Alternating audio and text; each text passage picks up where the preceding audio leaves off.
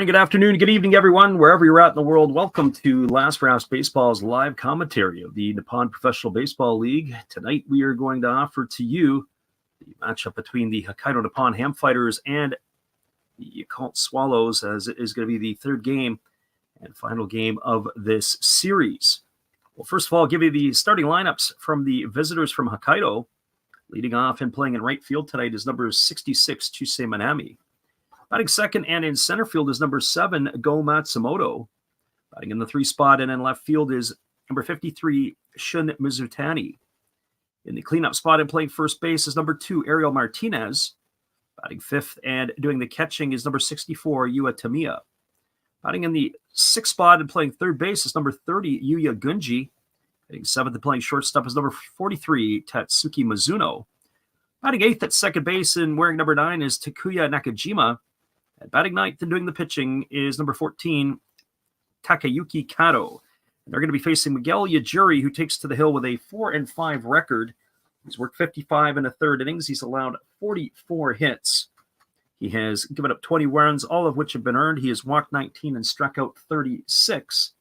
Well, that is your starting lineup for the visitors from Hokkaido. Now your starting lineup for the home team, the Yakult Swallows. Leading off and playing in center field is number 3, Haruki Nishikawa. Batting second and playing in right field is number 4, Kazuya Murayama. Batting third and playing shortstop is number 7, Hideki Nageoka. Batting in the cleanup spot and playing third base is number 55, Munetaka Murakami. Batting fifth and in left field is number 25, Domingo Santana. Hitting sixth and playing second base is number 1, Tetsudo Yamada. Hitting seventh at first base is number 13, Jose Ozuna. Batting eighth and doing the catching is number 32, Naoki Matsumoto. And batting ninth and doing the pitching is number 99, Miguel Yajuri. And they are going to be facing Takayuki Kato, who has a 3-4 record on the year. He's worked 63 and 2/3 innings. He's allowed 60 hits, 20 runs, 17 of which have been earned. He's walked only 5 and struck out 37. He's got a sparkling 2.40 earned run average. Well, those are your starting lineups, so we're going to get right after it here in just a couple moments. We appreciate you guys for jumping in with us tonight, whether you listen live or on delay. First pitch is just around the corner in a couple moments. We'll be right back after these musical tunes.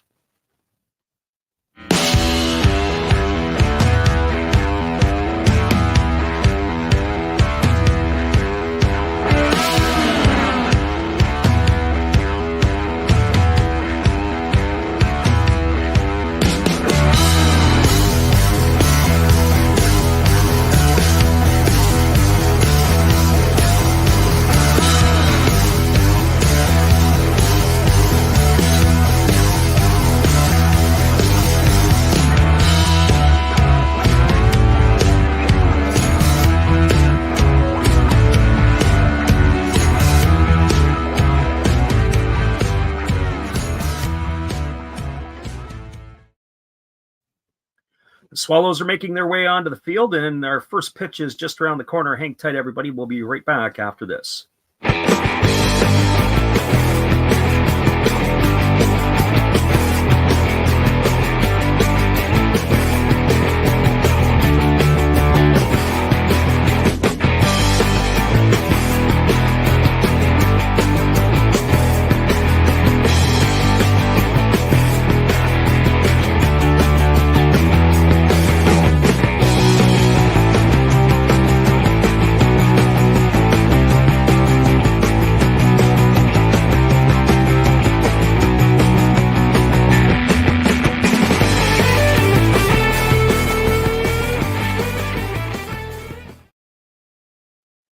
Welcome back, everybody. I'm not sure what to think of this spectacle, as we have a fella coming out. At first, I thought it might be a sumo wrestler. I don't know if it is or not, but certainly a guy wearing a Speedo and a Swallows jersey coming out to make the first pitch. He throws left-handed. I know it is a certain month of the year that some people do appreciate, but boy, oh boy, I'm not sure if that is what the Japanese typically appreciate. He's getting a round of applause from the mascots. He's exiting the field here, but boy, that is one spectacle that a lot of us should probably not have to watch. We'll be back in 30 seconds as the first pitch is right around the corner, but it was certainly interesting. We'll be right back in just a few.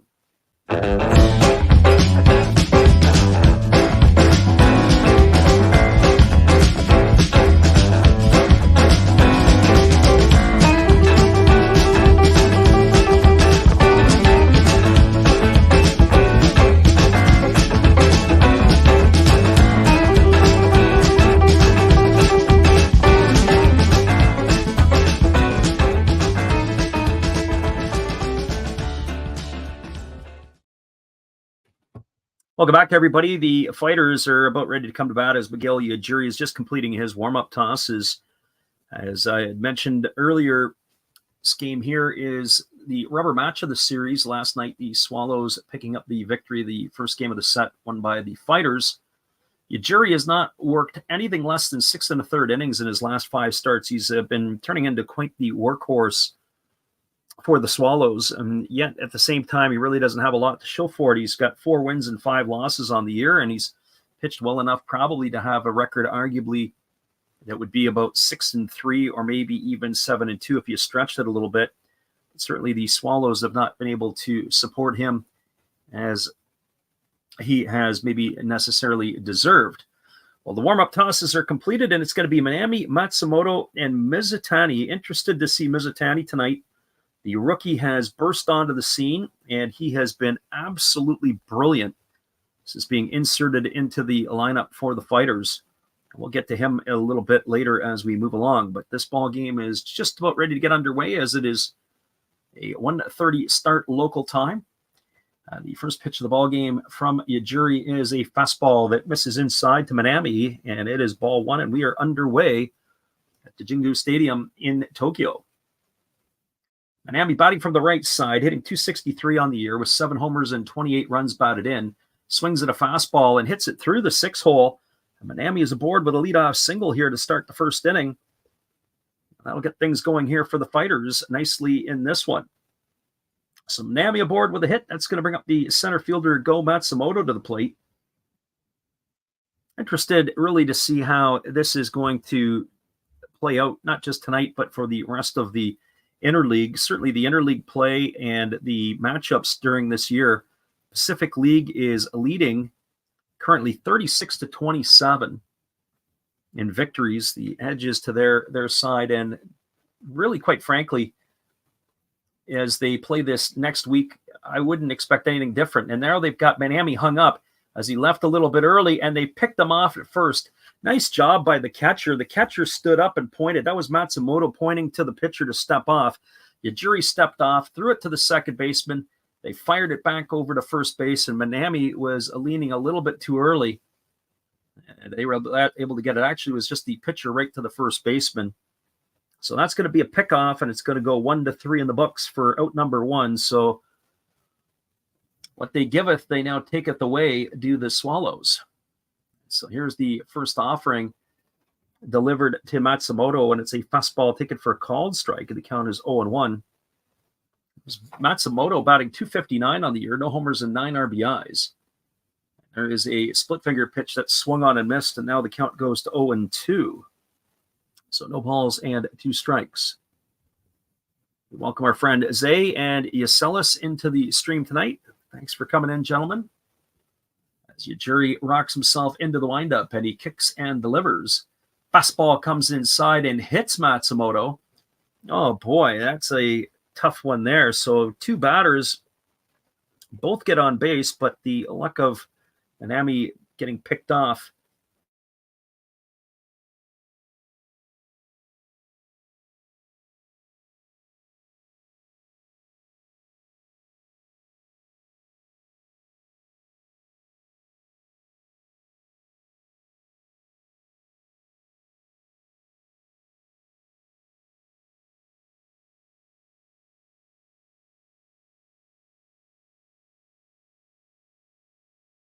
It's our first look at him. That's where the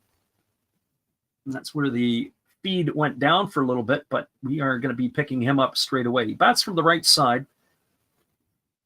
He's got himself slightly off the plate, and he's only slightly open. And the first pitch is a fastball swung on and fouled away. The count is quickly 0-1.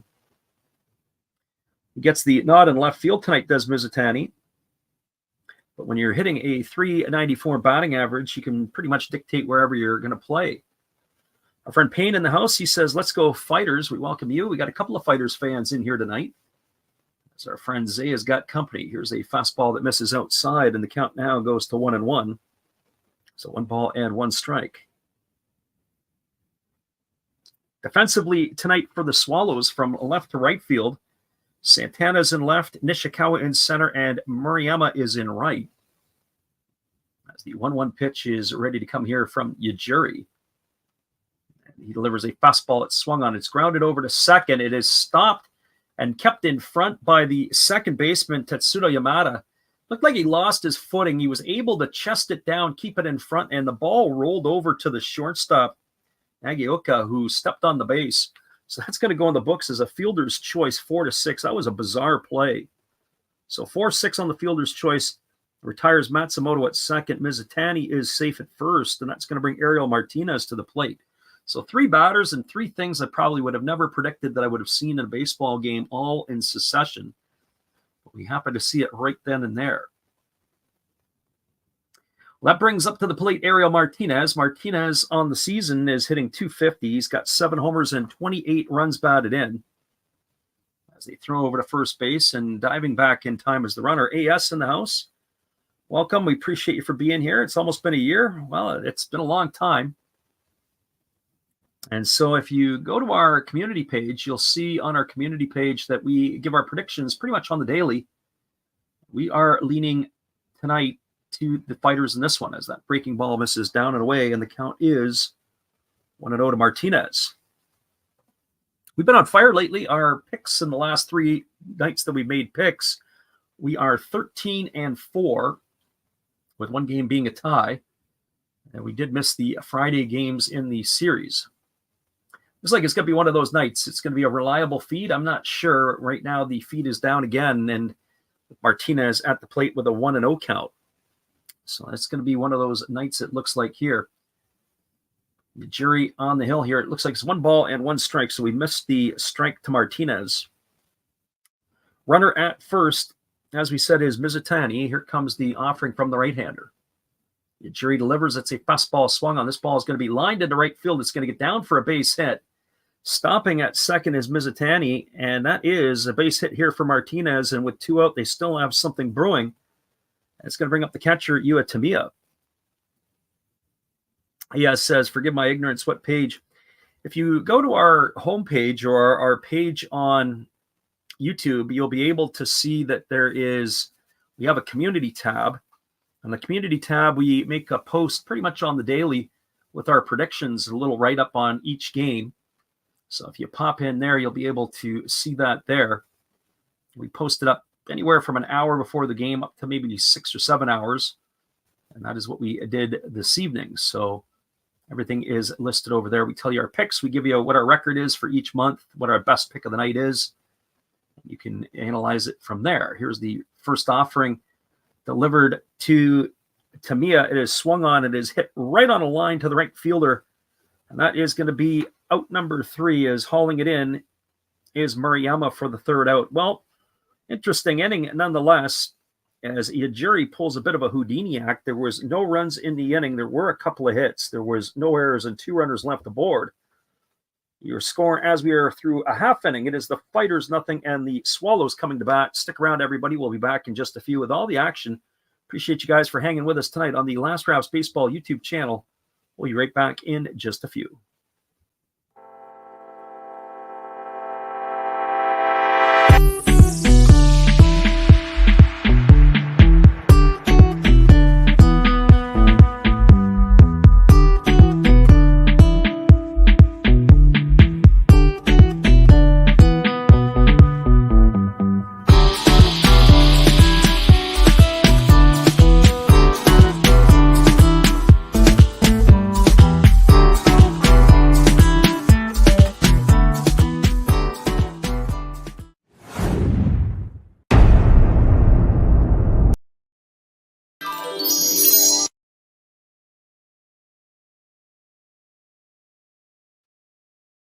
We are moving to the bottom half of the first inning. We'll be right back in just a few.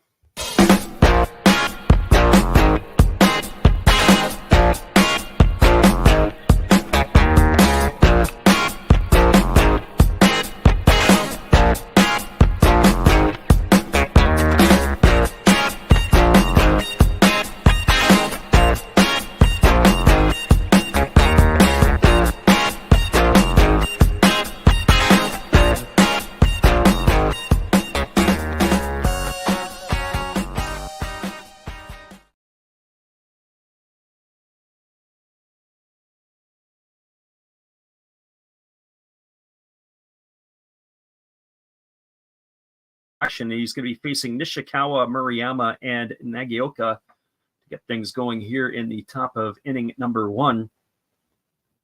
Nishikawa batting .237 on the season. No homers, 13 RBIs. He takes a first pitch breaking ball over for a called strike. The count is quickly 0-1. We were talking a little bit about in that top of the first inning. Our friend Useless is here. We welcome you to the stream. That is a pitch that is swung on and fouled away, and the count now goes to 0-2. So no balls and 2 strikes. Our friend Troll in the house again tonight. Appreciate you for being here. He's pumping a fist for the Fighters as well. So we got no balls and 2 strikes to Nishikawa. As the lefty Kato ready to go again. He kicks and he delivers. There's a fastball that misses down, and the count runs now to 1-2. Roll says, can we continue the streak tonight? Well, I've been pretty happy with our picks. We were 5-1 last night. Of course, the only one we didn't get was the Bay Stars and the Hawks, as there's a fastball swung on and lined up the middle for a base hit.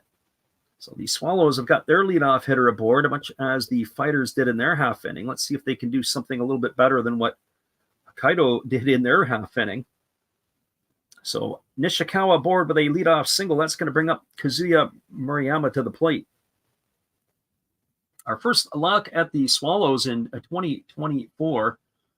I'm hoping this year I could get a chance to see the Swallows in Tokyo. They're going to be playing the Giants when I'm there in a 3-game set. So hopefully you're going to try to be able to land some tickets for that one. I might want to start doing some advance notice on that now.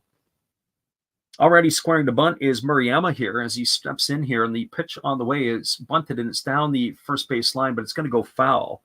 Count is quickly 0-1.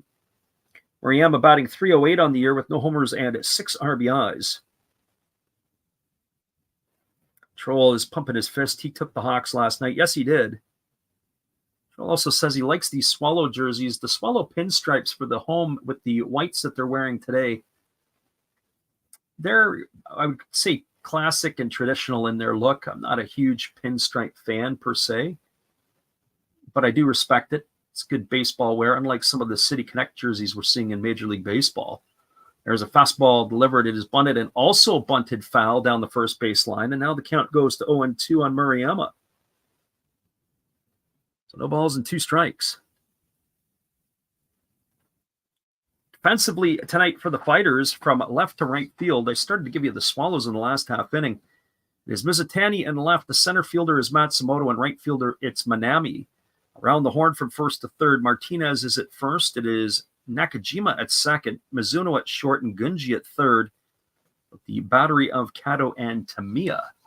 Again, they're squaring the bunt with 2 strikes. I like that. I actually think that more teams should be doing that with 2 strikes. You're not going to let the hitter off the hook. 2 strikes, you're still going to bunt. You've got 3 chances to get it down, get it done. Not going to let you swing the bat after you've messed up the first 2, but they pull back and he slashes and he chops that one foul behind home plate. 2 balls and 2 strikes. Luke in the house tonight. He's asking if we like the under in this one. Actually, I don't know. I'm not sure what the over-under is, but I'd have to tell you this. I don't know if I really be diving all over the under in this one. I just get that feeling there could be usually under is a good selection in the NPB, but I just have a feeling tonight that this game could potentially get out of hand on a getaway day. Kato throws over to first base, getting back easily is Nishikawa. Our friend AS says some of those City Connect jerseys are just not appealing. I agree. I saw the Toronto Blue Jay one, and it looked terrible. There's a fastball that is missing upstairs. The count is 1-2. And, you know, you listen to some of the folks in the mainstream media, and they sit back and they pump their fist and they say, oh, it's a beautiful jersey. It's this, it's that. I guess it all depends on how many cocktails you have in you to be able to determine if that is what you're going to want to have. But certainly the drinks that are going to have to flow there is going to have to change my mind. There's a fastball that misses down. It was sawed the plate in half. Our friend AS says the blue and yellow Phillies uniforms, they look cheap. Even the yellow Boston Red Sox uniforms, I don't even know what to call them. They're a spectacle. So 2 balls and 2 strikes it is here to Murayama as the lefty delivers. It is a fastball swung on, is chopped over to first. Leaping up to get it and hauling it down and then stepping on the bag was Martinez. So that's going to go down as a ground out to 3. It ends up doing the job that the sacrifice couldn't do. Moves Nishikawa into scoring position with 1 out, and that'll bring up the shortstop, Hideki Nagioka. Troll says, Fanatics have a chokehold on the jerseys. Yeah, actually, and here's another one, too. When I was in Japan last year, I was at the Yomiuri Giants Stadium. I saw 3 games at the Tokyo Dome, and Fanatics is all over the Giants. That's their marketing. That's their sort of their golden one. I don't know about the other teams that I didn't get to, but certainly the Giants have teamed up with Fanatics. And to buy a jersey, I picked up a jersey of the Tigers last year, as there's a breaking ball taken for a called strike to Nagioka, and the count is 0-1. Nagioka hitting .282 with 3 homers and 19 runs driven in. Anyways, I was trying to say that I picked up a Hanshin Tiger jersey. I think I mentioned it yesterday. I think it was $78 Canadian, or it would be about like $60 US. And it's nice. It's a legitimate button-down, pretty cool jersey. Fastball taken for a called strike with the lettering and the patches, Koji Chikamoto's number, and so on and so forth on it. But when you wanted to go and buy the Giants, they were charging upwards of $400 and $500. And I was like, am I missing something here? How is this any different than what you could buy somewhere else? But it was like a big time ticket item, and you're better off just going and buying one of the other teams. Especially if you want a Giant uniform, you could go buy the San Francisco Giant uniform, as that fastball swung on and fouled away. And most people would not know the difference. But if I had to add a jersey or two to the stable this year, I think Yokohama would win one. I think Yokohama's jerseys are kind of cool. That swallow lime green jersey, when they wear it, they also got a powder blue that they have recently worn in games. I kind of like that. That's kind of almost looks like a bit of like the Toronto Blue Jays a bit. Their old school powder. Fastball swung on and fouled away, and the count remains at 0-2 to Nagioka. So those are two that kind of capture my attention, and maybe I would consider buying. I also like the sight of a Cebu Lions stuff. They've got a lot of nice stuff, considering they're as bad as they are. They don't play how they look, that's for sure, because their play is not very good.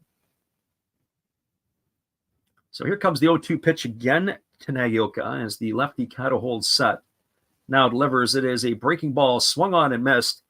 Hung on nicely by the catcher Tamiya for the 3rd strike and the 2nd out of the inning. And that's going to leave all up to the big fella, Munetaka Murakami.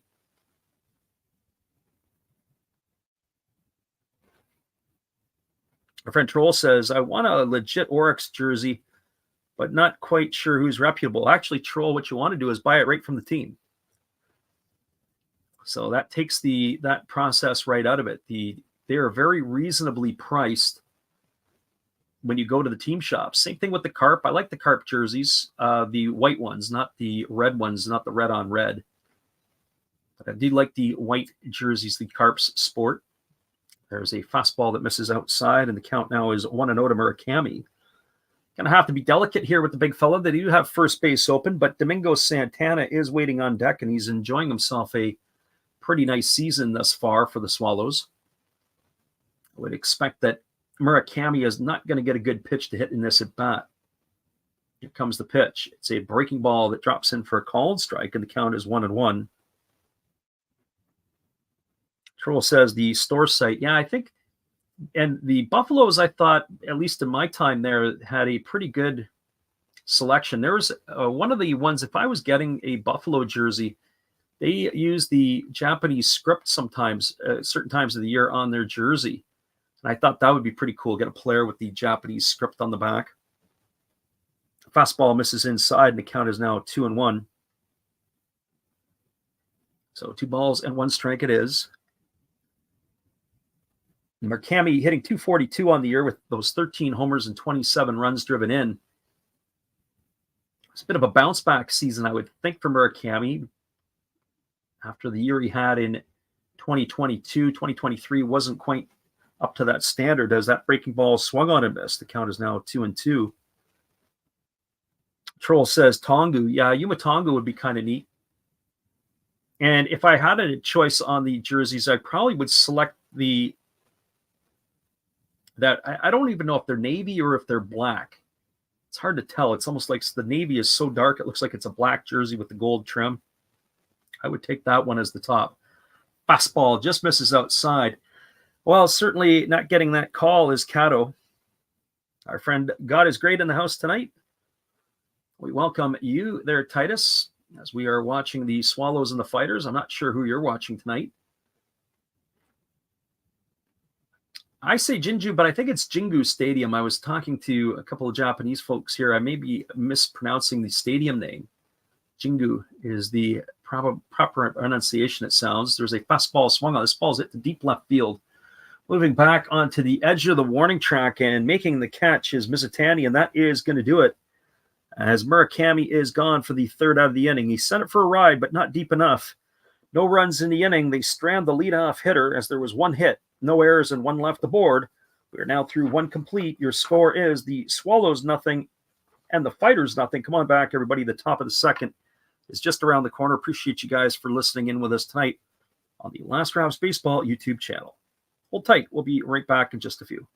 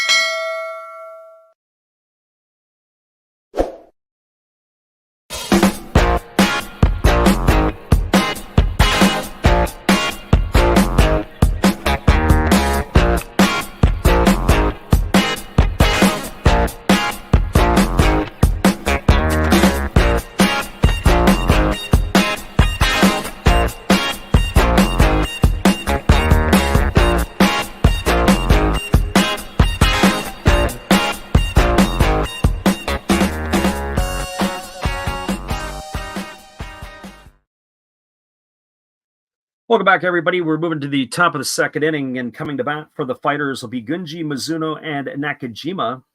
As this will begin inning number 2 of work for Yajiri.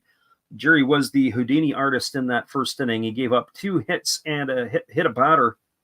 He was able to get a fielder's choice and a flyout and a pickoff to retire the Fighters in inning number 1. Here comes the first pitch from Yajiri. It's a fastball swung on. It is grounded, and it's going to get past the third baseman. I have to see if they're going to rule that as an error or not on Murakami. That is not exactly gold glove defense. We're going to have to get a look at the replay on that one there. He was moving to his left, and it looked like the ball just ate him right up, hit him off his glove. That's going to go, I don't know how they're going to score it, but we're going to put it as an E5. That was ugly, as that is going to put the leadoff hitter Gunji aboard here in the second inning. Our friend AS says, love the weekends and NPB starting roughly at 10 p.m. local time. Yeah, it's a little early tonight. This is on the half hour. He says he respects the Japanese game more than the MLB. Reminds me of the 90s watching as a kid. There's a fastball swung on, grounded to short, over to second for 1, back to first. And they say not in time, although I want to have another look at that one, and we'll see if the Swallows are going to have a look. Thought that play was pretty much a bang-bang play, but you got to respect the speed of Mizuno for beating it out. He did a pretty good job of hitting. He stayed inside the ball. It was a one-hop shot to the shortstop. And as we do look at the replay, the umpire has got it right in our opinion. Fielder's choice, erasing Gunji 6-4 for the first out of the inning. That is going to bring up Takuya Nakajima to the plate. Our friend AS says about the loving the weekends and watching the ball. The one thing that I can say about the Japanese game is that unlike the North American game, they just lack the power, the overall size and speed of the athlete as a collective whole. As that fastball misses outside for ball. The other thing is, too, when you think of Major League Baseball does not have an import cap. So when you're watching the Japanese league, there's only 3 imports allowed on the field at one time and 4 on the game sheet. So you're seeing the Japanese players and the best that they have in Japan. When you're watching the game in Major League Baseball, you're in a lot of ways watching the best in the world because they're bringing the Dominicans, the Venezuelans, the Puerto Ricans, the Canadians, the Japanese players who want to leave the NPB, European players who happen to be able to get there and make it, and all the other players that play in different parts of the world. So it is a global game in Major League Baseball, but it does hurt the American player because they don't get an opportunity to play as do some of the others. There's a breaking ball that is taken for a called strike. Buckled the knees of the hitter Nakajima, and the count is 1-1. Friend Useless says, "Come on, Yakult." The Swallows are definitely an interesting club to watch. I'm a little surprised at how they went back-to-back years to the Japan series and then have just sort of fallen off last year, and this year they're scuffling a bit. Fastball swung on. This ball is lifted into left center field. It's going to get down. Rounding second and heading to third is the runner Mizuno. He is going to reach third safely. That is going to be a base hit here for Nakajima. Let's see if Nakajima was able to leg it out for a double or not. We didn't get a good view of the camera. It was a really good job by the center fielder, Nishikawa, racing to his right. Have to backhand the ball and to fire it back in, but it is going to be a double for Nakajima. So runners are at second and third with 1 gone. That's going to bring up the pitcher, Takayuki Kato. Friend AS says, it's, I think, why I like the lack of power. MLB players are definitely superior. It's the strategy of the NPB. Absolutely. This is old school baseball. Speaking of strategy, the Swallows infield is in right now as Kato swings at the first pitch and fouls it away, and the count is quickly 0-1. This is Kato's first at bat of the 2024 season. Another reason why I don't like the DH in Major League Baseball. I like the National League for what it was. I like the American League for what it is. They talk about speeding up the game in baseball, especially in North America. Having a pitcher hit in the batting order is like a dead bat in the order. And there's a fastball swung on, and this is fouled away. Unless, of course, your name is Bumgarner or Zambrano, some of the better hitting pitchers over the years. Mike Hampton comes to mind. But certainly if you got a pitcher who can hit, or was it Chris Owings or Micah Owings? I can't remember, one of the Owings, really swing the bat. You get a pitcher who can swing the bat, it just changes the dynamic for your team. Here's the pitch. There's a split finger pitch that misses down. They appeal to the third base umpire, but they say Kato didn't go. Count is 1-2. AS says that Wainwright would put himself on the list, and our friend Snacks is back in. And Jose is also back in tonight. Welcome, everybody. We appreciate you guys for jumping in here with us tonight.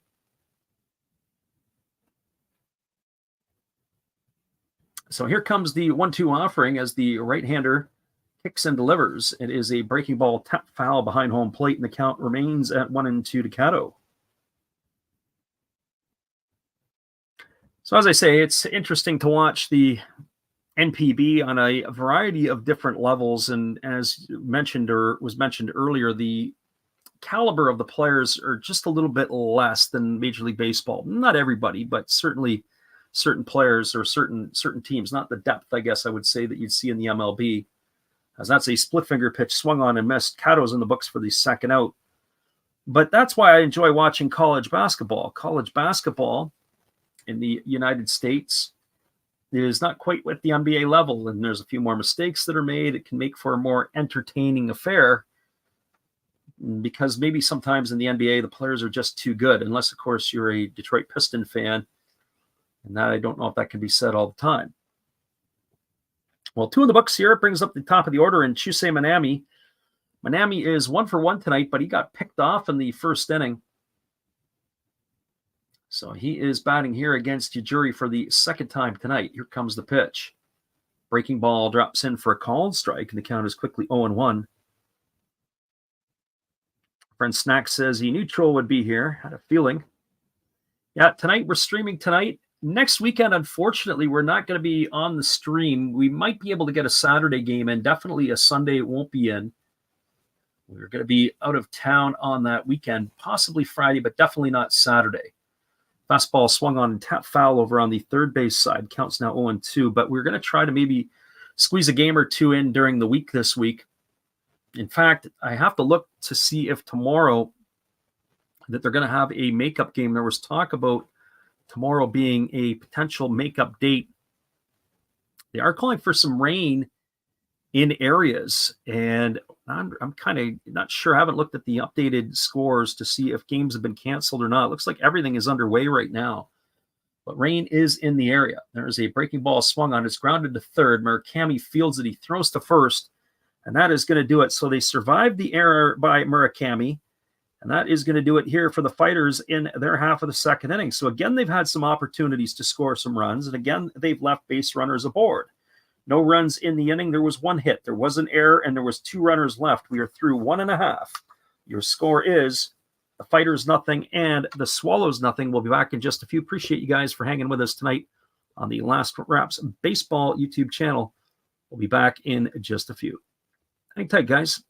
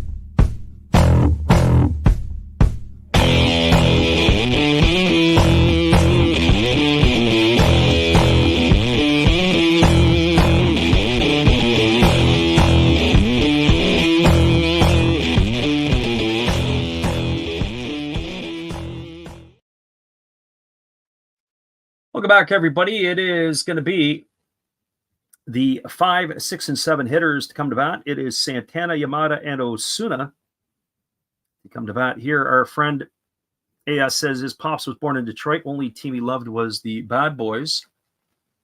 As the first pitch is on the way to Santana, it's a breaking ball swung on, and it is looped and cut by the second baseman of the Fighters, Nakajima, and that is going to retire Santana for the first out. It was a bit of a Texas leaguer. And he had kind of got on the fists, and he almost got it through. So he is gone for the first out of the inning. So one gone here. Troll says, I'm up the street in Salt Lake. He goes, I go down there often, lived in Henderson, Nevada in 2018 and 19. Henderson, Nevada. There is a breaking ball ticket for a called strike, and the count is 1-1. The only time I can say that I was in that Henderson, Nevada area, I was supposed to run the Vegas Marathon in 1997. It was 97 as that fastball is swung on and missed. The count is 0-2, and about 6 weeks before the race, ended up blowing up the knee and ended up going in for some surgery instead of running a 26-mile marathon. Fastball that misses down, and the count now goes to 1-2 to Yamada. Crow in the house tonight. Welcome back. We're glad you're with us. So here comes the 1-2 pitch. As it is on the way, it is a fastball that just misses off the outside corner, and the count now goes to 2-2 on Yamada. Yamada is hitting .211 on the year. He's got 3 homers and 10 runs batted in. As the lefty kicks and delivers, there's a breaking ball swung on and lifted foul over on the first base side, and the count remains at 2-2. Yes, says Valley in Sandy, Utah. It was a continuation. There you go. You get to smoke cigarettes and call teachers by the first name. Yeah, in Utah. I heard something funny in Utah the other day, or about Utah. There's a fastball swung on. It's grounded over to third. Fielded neatly by the third baseman, Gunji. Throws to first. And that is going to be a ground out 5-3. Yamada in the books for the second out of the inning. That's going to bring Jose Osuna to the plate. Crow says he put $50 down on the Swallows and Eagles. I'm going Fighters and Eagles tonight. I think the Eagles are going to complete the sweep. So that is what we thought about prior to this one here. So Ozuna stepping in. He's having another decent season for the Swallows. He's batting .245 with 7 homers and 33 runs batted in. He takes a breaking ball down for a ball, 1-0 to Osuna. Troll said he didn't touch the Eagles game. Yeah, the Eagles game, even though we picked the Eagles, if you had a gun in my face and told me who to pick, I would not have picked anybody. I probably said I'm going to leave that one alone too. But we had to make a pick. We picked the Eagles. As that fastball was swung on, it was lifted into center field. Moving back on it and making the catch was Matsumoto, and that is going to do it here for Osuna. He's gone for the third out of the inning as the Swallows go quietly and in order. No runs, no hits, no errors, nobody left the board. We're moving to the top of the third. Your score is the Fighters nothing and the Swallows nothing. Come on back for the third when we return right after this. Appreciate you guys for being with us on the Last Drops Baseball YouTube channel tonight.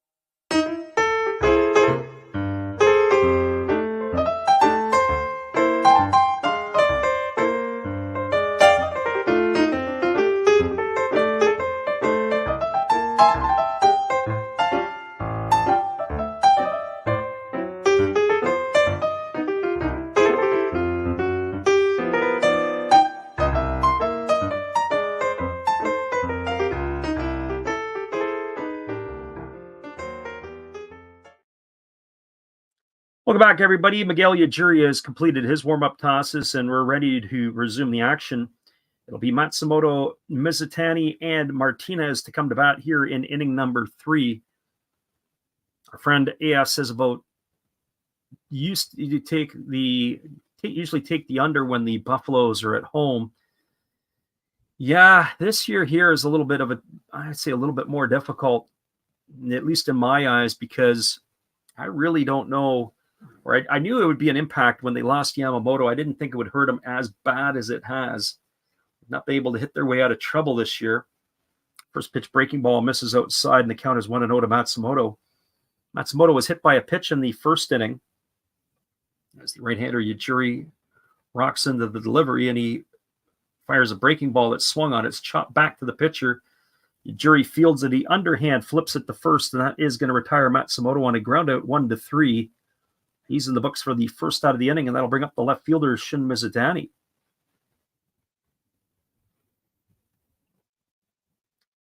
Out-of-town scoreboard, as mentioned in the chat, Eagles are up 1-0 on the Dragons. That's in the top of the third.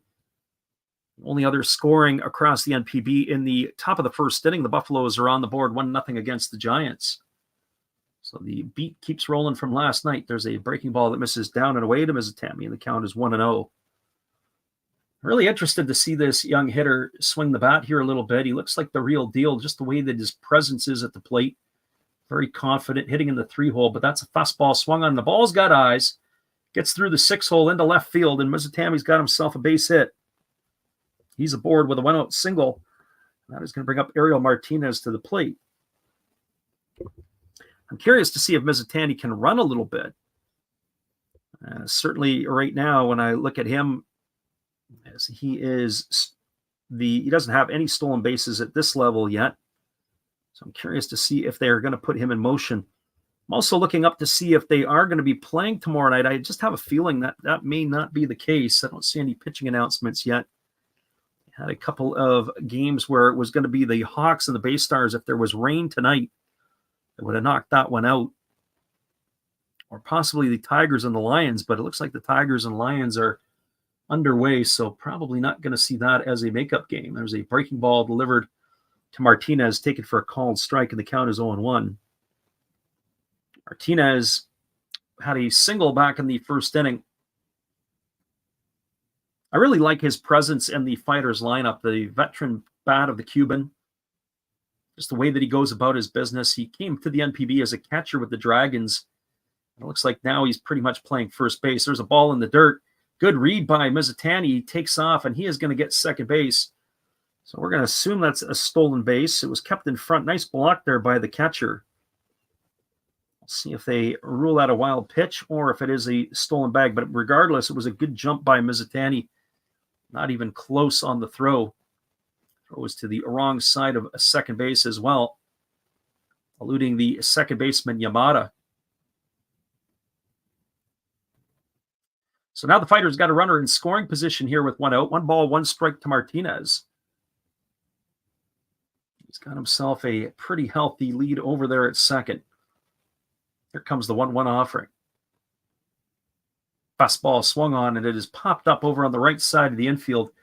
Camping out underneath it is the first baseman, Osuna, and he's there to make the catch.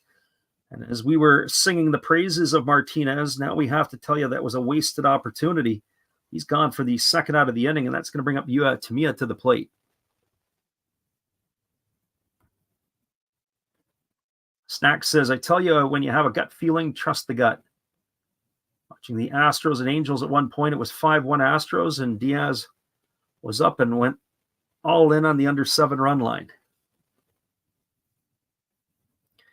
Yeah, sometimes it happens. Sometimes you have to play your gut. Or either that or it's some bad indigestion either way. Well, that brings Tamiya to the plate. He's 0 for 1 tonight. He flew out to right field his first time up. It was a breaking ball that misses down and in, and the count is quickly 1-0.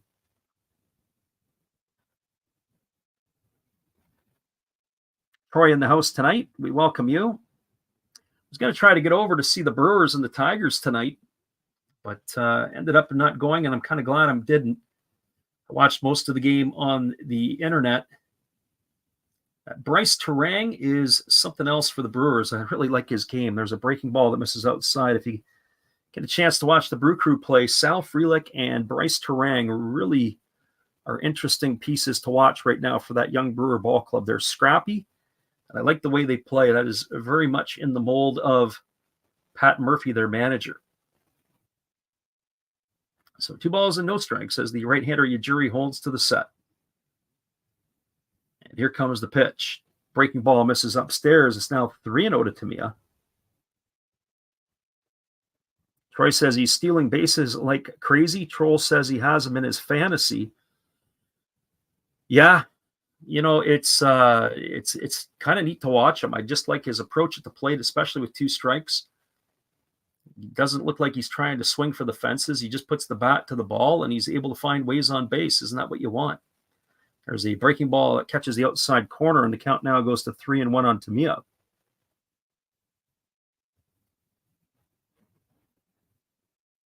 My friend Troll says green is green, and that's all that matters. Yeah, in a lot of ways, you're right.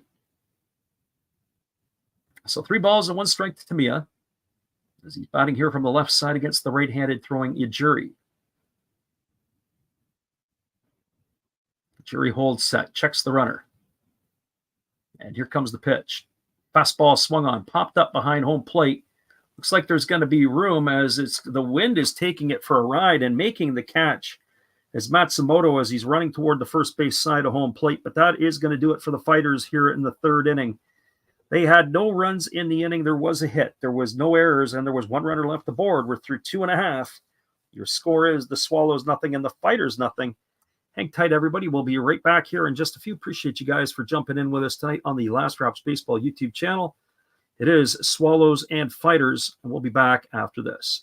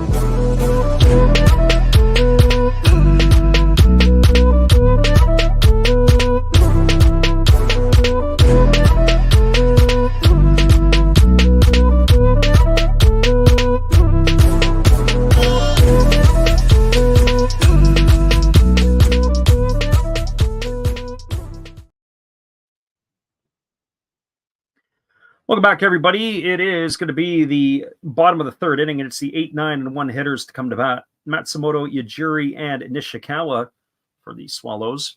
Friend A said, I was about to tell a story about the home state.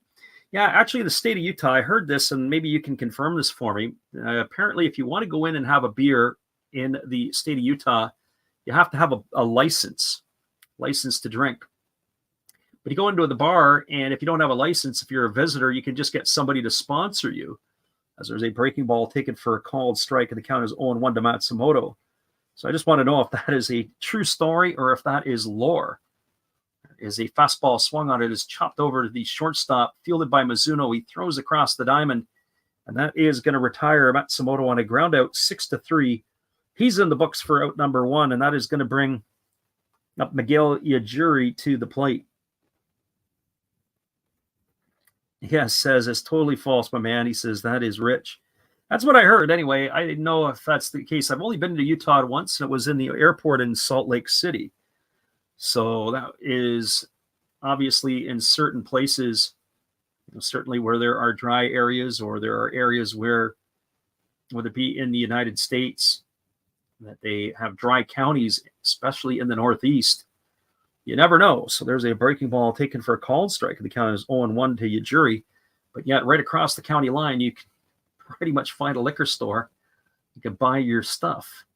Here comes the 0-1. It is a breaking ball waved at and missed, and the count now goes to 0-2. Yeah, it says liquor stores are closed on Sunday. No liquor in the grocery store. Same like everything else. Yeah, it'd be kind of like what we used to have here. Here comes the 0-2 pitch. Fastball taken for a called third strike. Yajiri stood there like the house by the side of the row. He watched it go by for the second out, and that'll bring up the top of the order in Haruki Nishikawa. Troy says Yankees-Dodgers has been a great matchup. Yeah, the first 2 games, exciting series, and unfortunate it is to see Acuna go down again. Ronald Acuna Jr. out for the year. Tore his other ACL as it's going to be the second rehab he's going to have to do. And you think about it, what a dent that's going to put into his career numbers, basically missing 2 full seasons in the early going here. Fastball misses upstairs to Nishikawa, and the count is 1-0. It's a hard game to stay healthy and to stay in a position where you're playing well, as that breaking ball is taken for a called strike, and the count is now 1-1.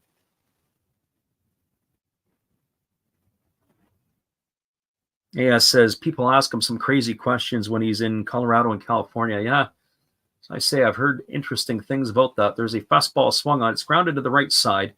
Fielded neatly by the second baseman of the Fighters, Nakajima. He throws to first, and Nishikawa's in the books 4-3. And this game here has got a little bit of tempo and pace to it. We're 51 minutes through 3 innings complete. No runs, no hits, no errors. Nobody left aboard for the Swallows here in inning number 3. We're a third of the way in the books. Your score is the Fighters 0 and the Swallows 0. Stick around, everybody. We'll be back in just a few. Appreciate you guys for hanging in here with us tonight on the Last Raps Baseball YouTube channel. We'll be right back after this. Swagger down the street with your red lips and funky beat. You better hold your head up to the sky. I'm gonna roll with you till the day I die.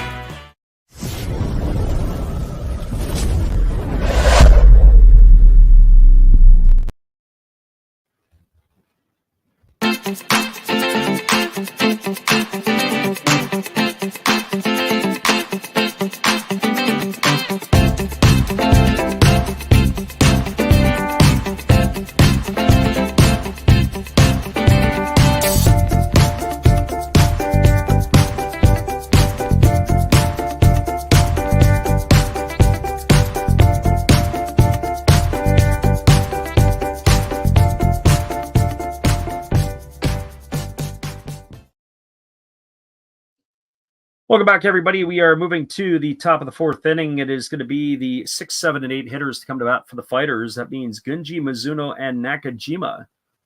Our friend Troll said he stayed away from the Yokohama game. We were all over Yokohama in that one, as we felt that was a getaway game. And Wada was on the mound. Wada pitches better at home for the Hawks than he does on the road. He's the 43-year-old left-hander for the Fukuoka Ball Club. And had a recipe for disaster all over it, as that first pitch is a fastball that misses down to Gunji. Gunji is officially 0 for 1 tonight. He reached on an error by the third baseman Murakami back in inning number 2. As the pitch on the way, it's a fastball that misses down and away, and the count now is 2 balls and no strikes. But we've had a pretty good piece. Our friend Crow says, do you take shots during your breaks? No, we got to have a cup of tea or maybe some pop or maybe some iced tea usually, as there's a breaking ball that drops in for a called strike. Count is 2-1. A few years ago when we first started doing this, we never had any in-between inning stuff. And of course, being a little bit challenged in how to do things, as that fastball swung on, it's popped up over on the third base side. Moving over underneath it is Murakami. Makes the catch in foul territory, and Gunji is gone for the first out of the inning. It's going to bring up the shortstop, Tatsuki Mizuno. We were laughing a little bit. There's our friend Jason's stuff in the house. We called the Bees last night, Jason, and you weren't here. But he's in here for tonight for the Fighters and the Swallows, and we knew deep down that Jason is really a Fighters fan. But yeah, in between innings, it just gives a chance to grab a drink and to rest the voice. Because obviously to do a full 9 innings and sometimes 9 innings plus can put the voice in a tough spot, as the first pitch breaking ball to Mizuno is taken for a called strike. We got Tyler in here as well. We welcome you to the stream. Appreciate you for jumping in. Fastball misses inside, and the count goes even to 1-1 on Mizuno. So 1 ball and 1 strike. My friend Jason is up, I think, in Portland or Southern Washington. I forget exactly where in that area. I want to say in the Portland area. As that breaking ball is swung on and missed by Mizuno. So the Bees would be more for the Buffaloes in the NPB than it would be for the Salt Lake Bees in the AAA of the Pacific League. There's a fastball swung on, is chopped back to the pitcher. Ujiri fields it. He throws to first. That's going to retire Mizuno. Ujiri's been kind of busy tonight. There's a couple of plays that he has made on comebackers to the mound. So that is 2 in the books, and it's going to leave it up to the second baseman, Takuya Nakajima. Troll asked the question, would you guys be interested in an NPB Discord? Yeah, actually, he had asked about that before Troll did about us. We have a Discord account, but I really haven't put it much to use to it because, to be honest with you, I really have to say I'm a bit of a amateur when it comes to the Discord stuff. Well, I'm an amateur on pretty much everything else. As that fastball comes under the hands for a called strike, and the count's 0-1 to Nakajima. I think that would be kind of cool, though, nonetheless, to do something along those lines. Breaking ball swung on and missed. Now the count goes to 0-2. Nakajima does have a hit tonight, as he had a double back in the second inning, but he was stranded there. So Troll said I was supposed to get with you and help you. Yeah, just go to our website, Troll. You can pull our email off of that. So that fastball misses down, and the count goes to 1-2. Go to our website, lastdraftsbaseball.com, and you can just go to the contact page, and our email is there. So here comes the 1-2 pitch as the second baseman Nakajima waits, and it is a breaking ball swung on and fouled away. Count remains at 1-2. Troll says we could talk picks in there and pregame stats, etc. Yeah, absolutely. Player movement, injuries, guys that are up and down off of the roster is always helpful. I know there's a Reddit page that I follow, the NPB Reddit, but I have to admit I don't follow it religiously. I do look at the Twitter account more often. Fastball swung on, grounded to third. Murakami fields it, he throws to first, and that is going to do it. Nakajima's out on a ground out 5-3. He's gone for out number 3, and the Fighters go quietly here in the fourth. That is 5 in a row set down by Ujiri. No runs, no hits, no errors, nobody left the board. We're moving to the bottom of the fourth inning. Your score is The Fighters, nothing, and the Swallows, nothing. Hang tight, everybody. We'll be back in just a few. Appreciate you guys for listening in on the Last Raps Baseball YouTube channel. We'll be right back after this.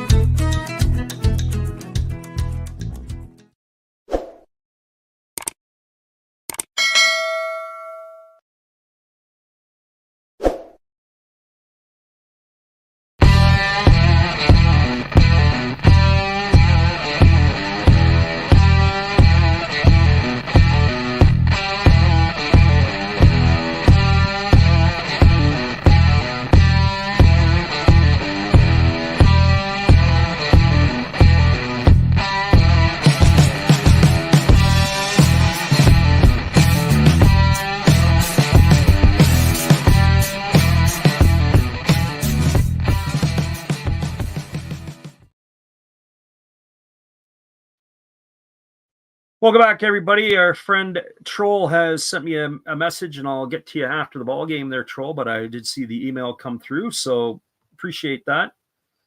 We welcome everybody that is here, and we are glad you guys are with us tonight. It is going to be the 2, 3, and 4 hitters coming to bat for the Swallows.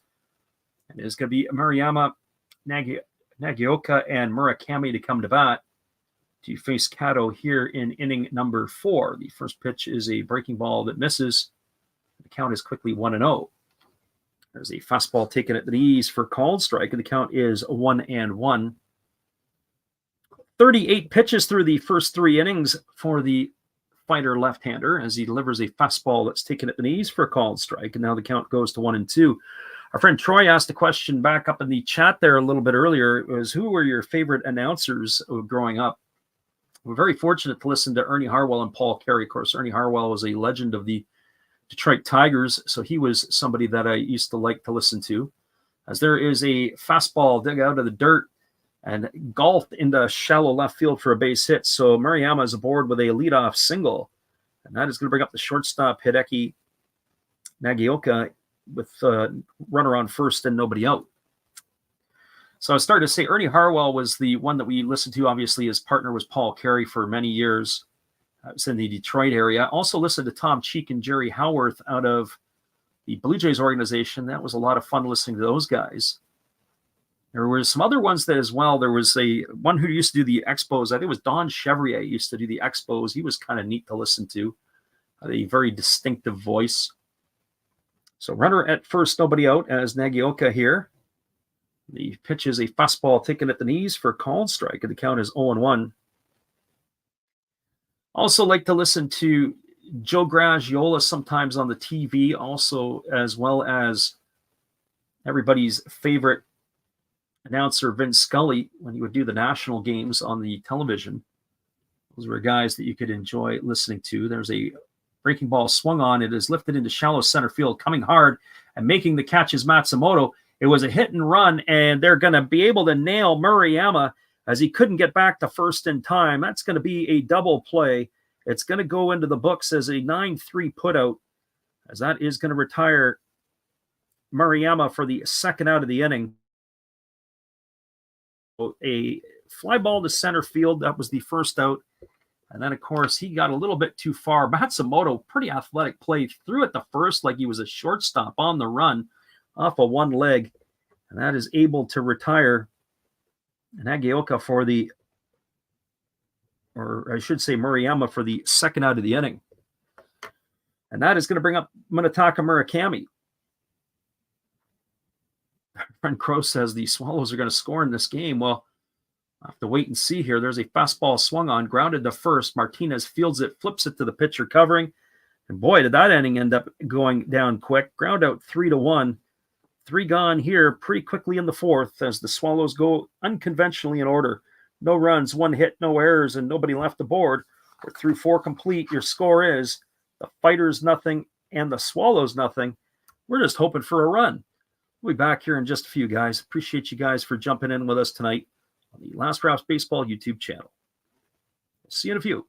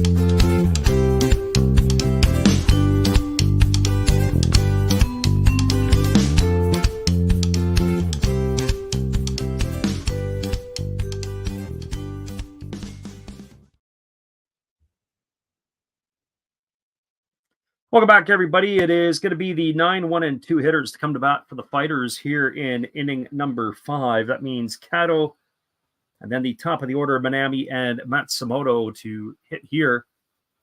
As we said, we appreciate you guys jumping in with us tonight. It is a fun night here. This is a little late for us as we are not on the West Coast here. We're calling this in unconventional means. The first pitch is on the way from Yajuri. It's a fastball that misses upstairs for a ball, and the count is 1-0. Kato 0 for 1 tonight, struck out his first time up. Beginning of the game, we were asked if we thought this game could go over.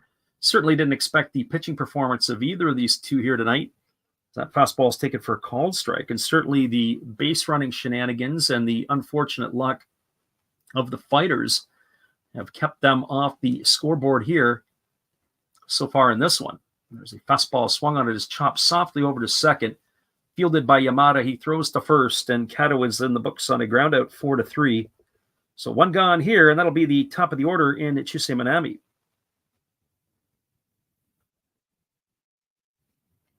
Yeah, says, know that we are going against the book, not against each other. Absolutely. When you put your nickels down, it is you against you in a lot of ways, or you against the book. So Manami comes to the plate. He's 1 for 2 tonight. He's got a single and 2 trips, and he was picked off pretty much in that first inning as quickly as he had got on base. As the first pitch here is delivered by the right-hander Yajuri, and it's taken for a called strike, and the count is 0-1. I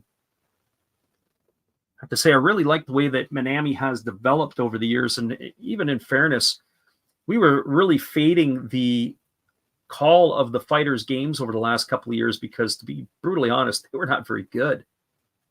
And so when we started watching them toward the back half of last year, you could see that they were making some improvements, and you got to tip your hat to the manager Shinjo as that breaking ball misses down and away, and the count's 1-1. Reality of it is that Shinjo has done a pretty decent job with this ball club. I think they're a year ahead of the curve. I still don't know if they're going to make the playoffs or not. There's a fastball that swung on it, is lifted into shallow right field toward the foul line, and coming in and having to field it is the right fielder, and it is going to be a double for Manami as that ball is able to bleed down. Manami is standing at second base. Nice job by him. Nice play by the right fielder to have to get over to get it, Murayama, and he ran up the pitcher's mound. That's something you don't see on major league parks. I'm trying to remember how many major league parks still have, outside of Tampa Bay, where the bullpen is on the field. That might be the only one that I could think of. The Cubs are no longer on the field. They're underneath the stands. I can't think of anywhere else where there's a bullpen mound on the field, and that can be a hazard. I remember old Tiger Stadium where the outfielders have to run up the mound to try to catch a ball, and the next thing you know, the ball falls down because changes their running or the way they have to run. There's a breaking ball taken for a called strike. It's 0-1 to Matsumoto.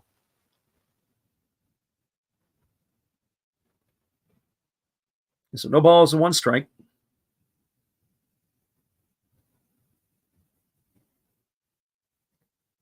As the no ball and one strike count here to Matsumoto, and right-hander Ujiri ready to deliver again. Here comes the pitch.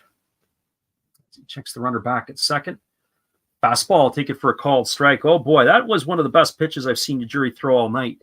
That fastball had some backdoor run to it and cut the outside corner. Looked like it was off the plate, and in that last 15 feet, there was a lot of movement. Nice pitch there by the right-hander of the Swallows. So no balls and two strikes to Matsumoto. Here comes the pitch from Ujiri. Checks Manami at second a couple of times. Delivers. Breaking ball misses down and away. Count is now 1-2. So 1 ball and 2 strikes. This is also a big inning for a lot of people, as they certainly are, I'd say, have an interest, but a lot of people are definitely interested in the first 5 innings scores. The first 5 innings scores, a lot of people will play to that. And I was thinking about this the other night. I had a good conversation with a buddy of mine, as there was a split finger pitch swung on. It's grounded over to short. They got Manami hung up between second and third. More base running shenanigans from Manami, and he is going to get tagged out. That's going to be 6-4 on the putout. Oh boy, you got to make sure that that's through the hole, and it's not.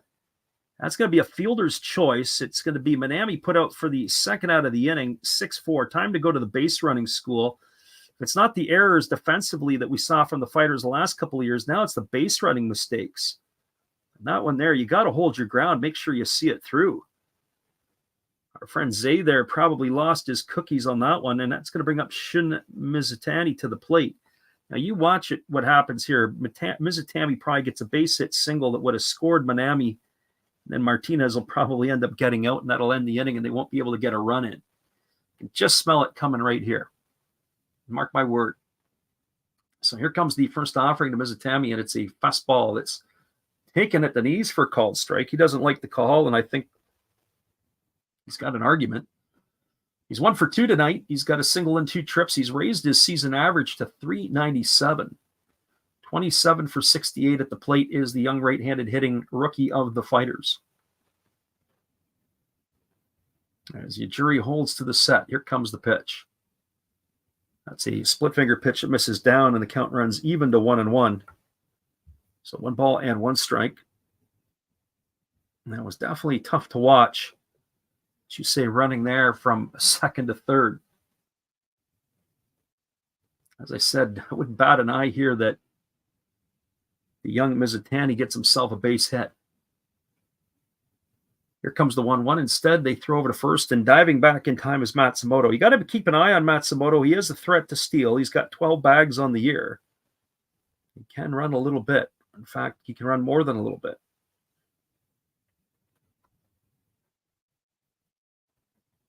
As the right-hander leans in, and he gets the sign from his catcher, Matsumoto, as he works himself to the set. There's the pitch. Breaking ball, take it for a called strike. The throw down to second, gets by the second baseman. Gets by the second baseman Yamada into center field, but that is not going to advance Matsumoto any further. He has got himself a stolen base. Let's see if that was a ball or a strike to the hitter. We'll have to get that for you in just a moment. Stolen base number 13 on the year for Go Matsumoto. Was a strike to Mizutani. So 1 ball and 2 strikes to him.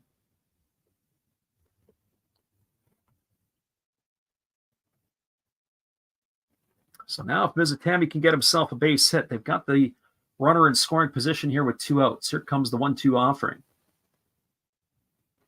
Pitch is on the way. It's a breaking ball that misses down and away, and the count now goes to 2-2. So 2 balls and 2 strikes. Top of the 5th inning, Fighters and Swallows locked at zeros. Unlike last night's game that we saw between the Buffaloes and the Giants. It was a 5-0 game. Looks like the Dragons have taken the lead over the Eagles now. It's 2-1 for Chinichi. That game is in the bottom of the 4th inning. 4-0 still for the Bay Stars over the Hawks. That's in the bottom of the second. And the Buffaloes have a 2-0 lead over the Giants. That is in the top of the third inning. All the other games across the NPB do not have a score at this point. So here comes the 2-2 pitch. Mizutami is waiting here. I haven't looked at the background of Mizutami, nor have I looked at the background of Minami. I wonder if if they are part black and part Japanese. There's a fastball swung on. This ball is lifted into right field. Racing over to his right and making the catch is Murayama. And that is going to retire Mizutami. He's going to be gone for the third out of the inning. And that will do it here in the top of the fifth. No runs in the inning. There was a hit. There was no errors and one runner left aboard. Your score as we move to the bottom of the fifth. It is the Fighters 0 and the Swallows 0. Hang tight, everybody. We'll be back with all the action in just a few. We appreciate you guys for jumping in with us tonight on the Last Rouse Baseball YouTube channel. Hang tight, guys. We'll be right back in a few.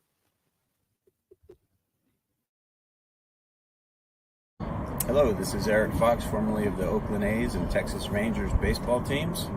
If you want to learn about Japanese baseball, see Coach Fred of Last Raps Baseball. If you want baseball instruction, see Coach Fred. If you want to learn about golf, do not go to Coach Fred. Fred, what kind of club is this? At Last Raps Baseball, we know baseball. That's right, everybody. We are cruising to the bottom of the fifth inning. We'll be back in just a few. Appreciate you guys for hanging with us.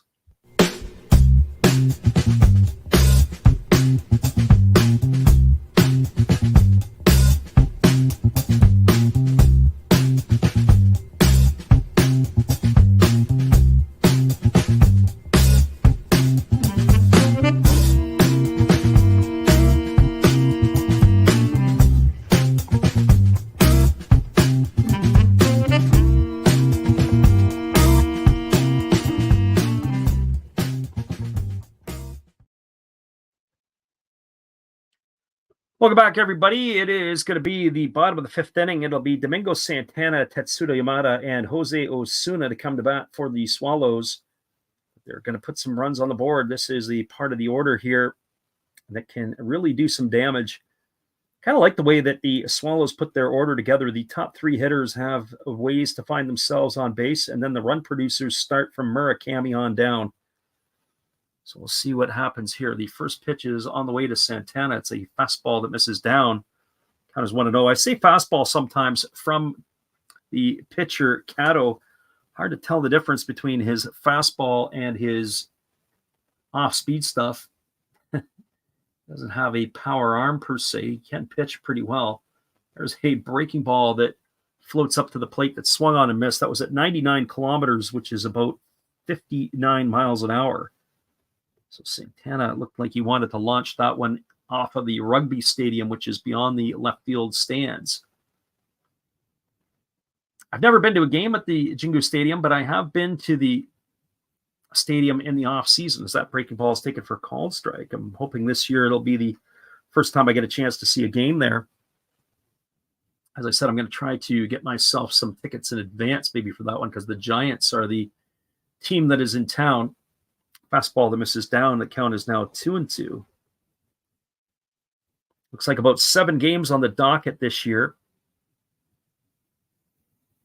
The first week, they are all at home. And then the second week, might have to go to Yokohama to catch a game. Here's the pitch. It's a fastball that misses down. And the count now goes to 3-2 on Santana. But either way, good to see some Japanese baseball. And the other part for our listeners here, whether you're in Canada or the United States, and that is Japan is on sale right now. The dollar, the US dollar, the Canadian dollar, this takes you a good country mile. Fastball swung on. This ball is lifted into center field. It gets down in front of Matsumoto and almost gets by him. Able to slap it down as Santana's got himself a leadoff single here in the fifth. That is going to bring up the second baseman, Tetsuda Yamada. Yamada has had himself a tough year this year. He's hitting .211, 3 homers and 10 RBIs. Entering tonight's affair. He's 0 for 1 in this one here, but Yamada is just not swinging the bat as he has in years past. He is the captain of the Swallows. His average has dipped to 208 now, and he's had the injury bug bite him a couple of times this year. So being able to stay on the field is a problem. For those of you who have ever played on turf or been on turf regulars, there's a fastball that is lifted into right center field. Moving over is Matsumoto. He's there to make the catch. It's going to have Santana retreat back to first base, and that is one away here. For those of you who at least have experienced or maybe experienced playing on turf, turf is really, it makes your back stiffen up and tighten up. So you play a game on a Friday night, you have to come back on a Saturday. Just getting loose is a problem, especially on the old turf. I can't comment as much on the new turf. Never really played on the new stuff, but the old AstroTurf, really hard surfaces. You play a game on a Friday night, and then you got to come back the next day and play, and the next thing you know, your back is stiff, a hard time moving. Very difficult. Here's the pitch. It's a breaking ball taken for a called strike, and the count is 0-1 to Osuna.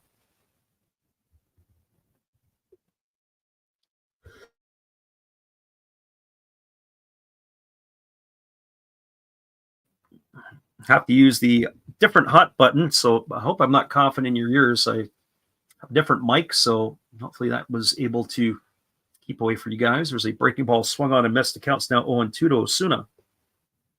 Our friend Crow says 59 is slow. His 8-year-old might be able to throw faster. Well, if your 8-year-old can throw 59, you got to get him in a book for sure. Usually the 8-year-olds can peak out at about 45 miles an hour, the best ones. The odd ones who maybe could throw a little harder than that. Here's the pitch. And there is a fastball swung on it. It's pop foul. It's going to reach the seats behind home plate. Anyways, I was talking about the Japanese dollar to the American money and to the Canadian dollar. And to put things in perspective, I mean, just food costs, hotel costs, this is for you guys to think about. I booked 11 nights in Tokyo in August of this year coming up. And with breakfast in the morning, the place is called the Toyoko Inn, Toyoko Inn. Stayed in one last year, actually the same one in Tokyo. Really, I would say if I was giving it a rating, as that breaking ball misses outside, it's 1-2 to Osuna. What I would say to you is a 1-2 or 1-2 count here to Osuna. What I would say to you is that you're looking at about $600 US for 11 nights. And the hotel of the Toyoko Inn would be something like a Best Western Premier Plus, that type of place, maybe a higher end Hampton Inn. Here comes the 1-2. Fastball swung on, grounded up the middle, over to second. They go to second for one, back to first. That's going to be a double play. I'll come back and talk about Japan in just a few, but it's a double play ball that ends the inning 4-6-3. Erases Santana at second. We're going to take an extended break here because, as they do in between the fifth and the sixth innings, they usually take a little bit longer as they clean the field. No runs, one hit, no errors, nobody left the board. We're through 5 complete. We're back to where we started. The score is 0-0 as we move to the sixth. Hang tight, everybody. I'll put the music on loop, and we'll be back in just a few.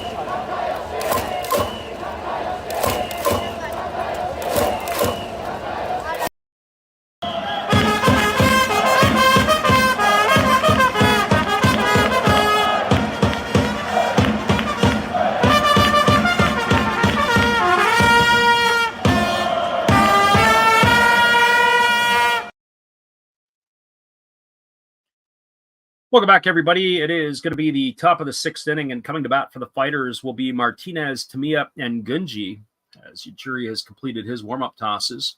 Our friend Troy asked the question, are you heading to some games out there as well? Absolutely. Should be able to knock off about 6 or 7 while I am there. Get to a couple of stadiums I didn't get to, the Jingu and where Chiba plays, as the first pitch is a breaking ball delivered to Martinez that misses down and away for a ball. Count is 1-0. Last year when I went to the 9 games, I basically spent about $240 on tickets in Canadian money. So that would be about 180 US, probably 190. And when I put it in perspective, as that breaking ball is swung on and fouled away, there were some nights one night I sat behind home plate at the Hotomoto Field in Kobe, and the ticket price for that, 14 rows behind the dish. And it was like basically in US money about $37. Fastball taken for a called strike. It's now 1-2 to Martinez. I sat under the scoreboard a couple of nights at the Osaka Dome to watch the Giants and the Carp. And basically the tickets were I'd say about $7 US.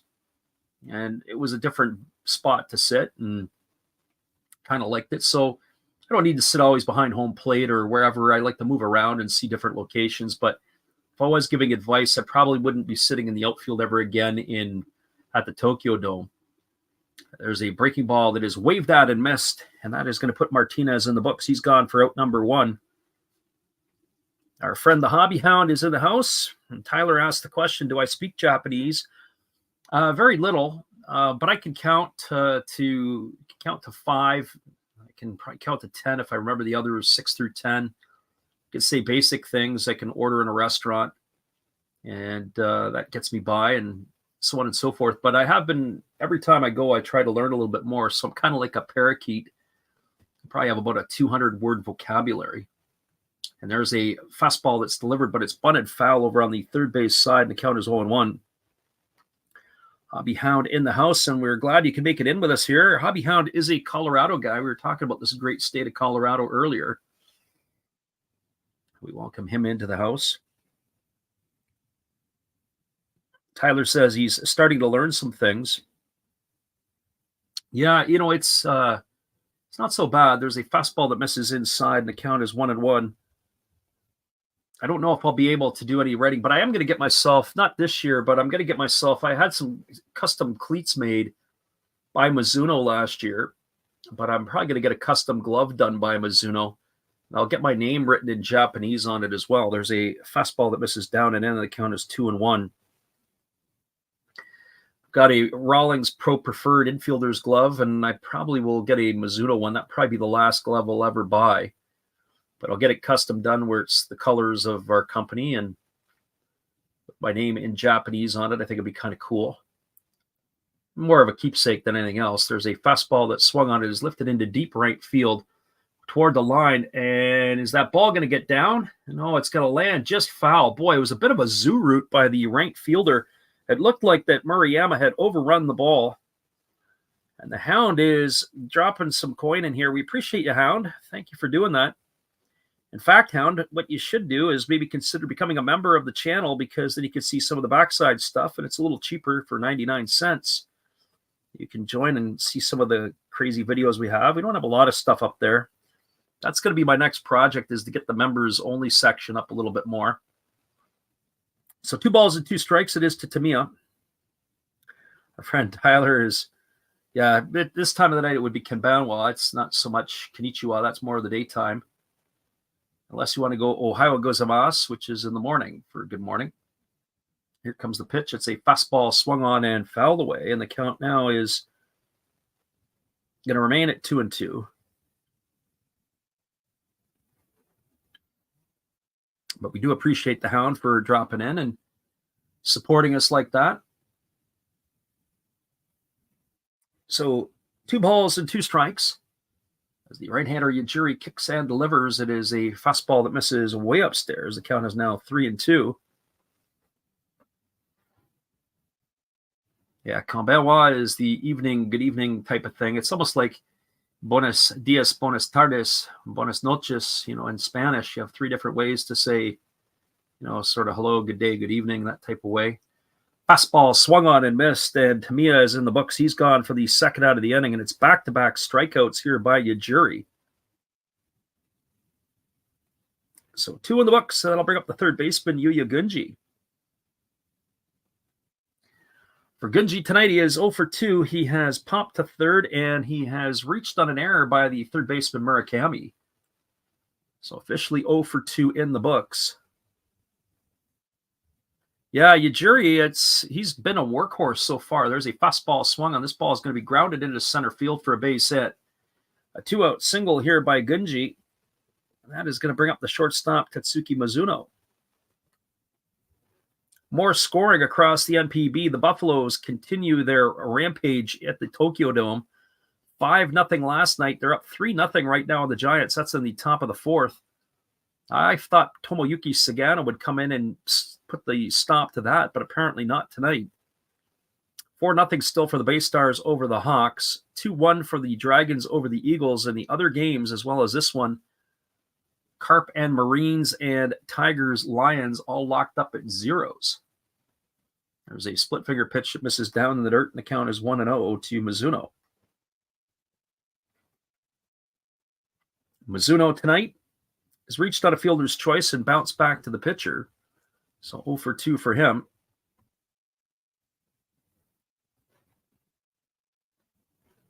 Tyler says his favorite phrase is moshi moshi. Yeah, there you go. There's a split finger pitch swung on, missed, and the count is 1-1.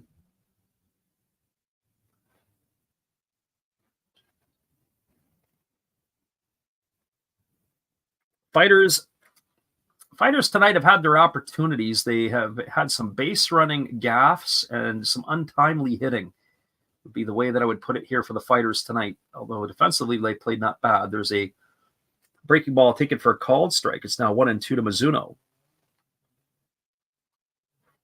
So 1 ball and 2 strikes.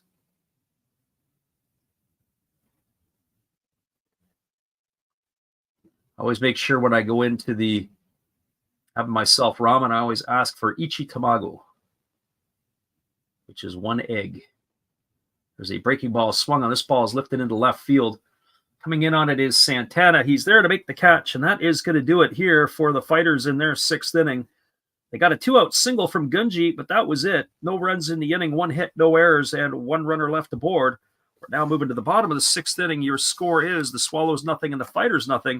Stick around, everybody. We'll be back here in just a few. Appreciate you guys for hanging with us on the Last Drafts Baseball YouTube channel. It is Swallows and Fighters locked at zeros. We'll be back in a few.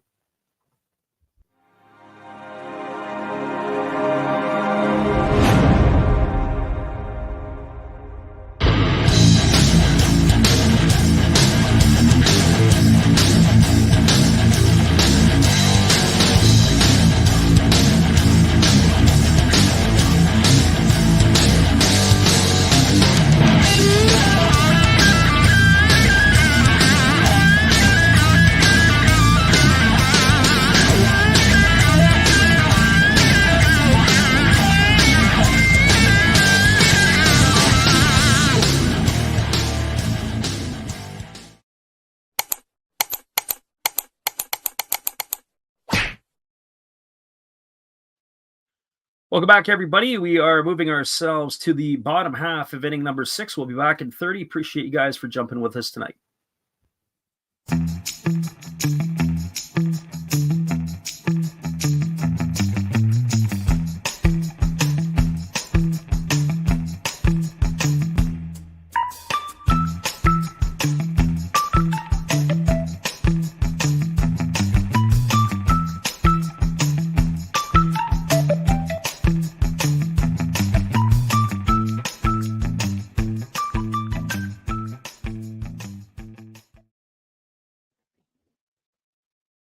Welcome back, everybody. It is going to be the 8, 9, and 1 hitters to come to bat for the Swallows here to face the lefty Kato.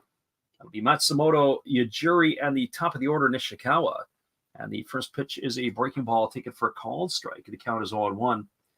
I'd be shocked if Yajiri didn't pitch here or bat here in the 6th inning, as I would think he's still got a couple more innings left with him. Both pitchers have been fairly economical tonight.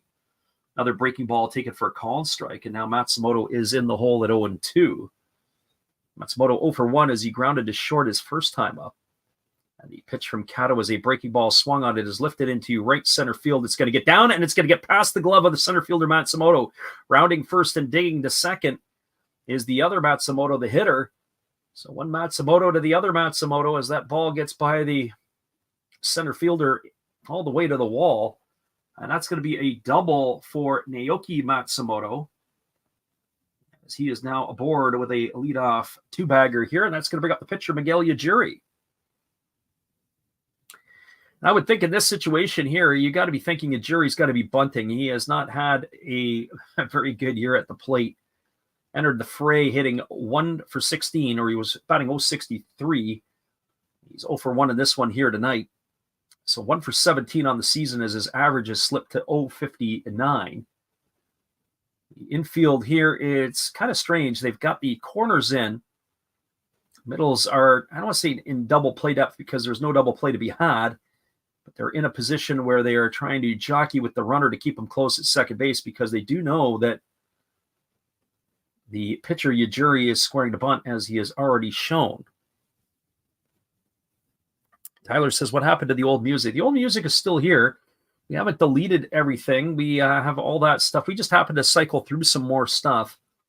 And we're trying to update, so it's not always the same, but we do have other stuff that is through and attached to some of the other things that we have. There's a fastball that's bunted foul behind home plate. Count is 0-1. So I try to use the different musical database to be able to put stuff together. So yeah, it is around. We just try now to use stuff maybe once or maybe twice a game. When we first started doing it, we were using the same music over and over and over again. And part of it was my own inexperience in being able to put together a production for people to listen to. And we just have more at our disposal. I've learned a lot more, been able to do a lot more things with different types of music, as well as different things in between innings. I was talking about that earlier. If you watch some of our feeds from a few years ago, it was just dead air in between the innings, nothing, no entertainment. Keep people there, especially while I got to get a drink, because there's a fastball bunted foul down the first baseline, and the count is now 0-2 to Yajuri. I'd have to get up and go get a drink, or I'd go to the bathroom and you'd hear the flushing in the background or whatever it would be. So we've come a long way in some ways.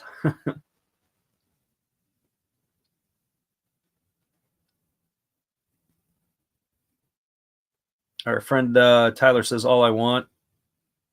Why are you telling me all the rest of that stuff? Yeah, as I say, we do keep some of that stuff in the background, so it'll be, up here and there from time to time.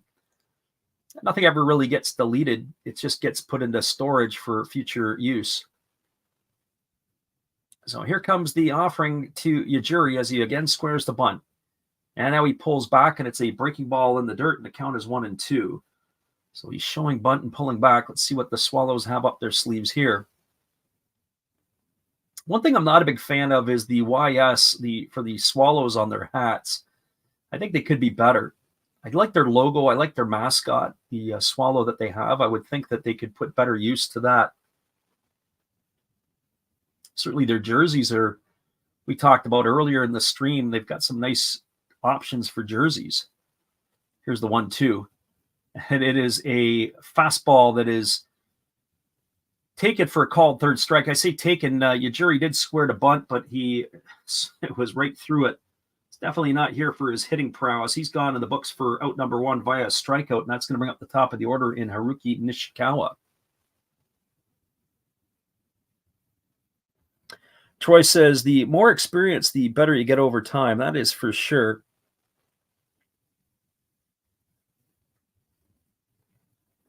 And it's just something that you get accustomed to play with. And the interaction with the folks in the stream, too, is also, as far as I'm concerned, also big. Fred Alex in the house here for the 7th inning stretch. Actually, as Alex says, for the 7th inning stretch, I've got a rendition of Take Me Out to the Ball Game that I haven't put to use yet. And I've just pulled down as there's a fastball taken for a called strike. And it's a free use version. It's not a bad one. I was always hoping to get one, but we're going to put one together for the 7th inning, as we will do that in a future video. but I haven't quite got that taken care of yet. So no balls and one strike here to Nishikawa. Left-hander against the left-hander as Kato works himself to the set and delivers. There's a fastball taken for a called strike, and now the count goes to 0-2. Our friend Crow says top or bottom of the sixth. It's the bottom half right now, as the Swallows are batting here. Kato gets his sign from his catcher Tamiya, as Nishikawa is waggling the bat.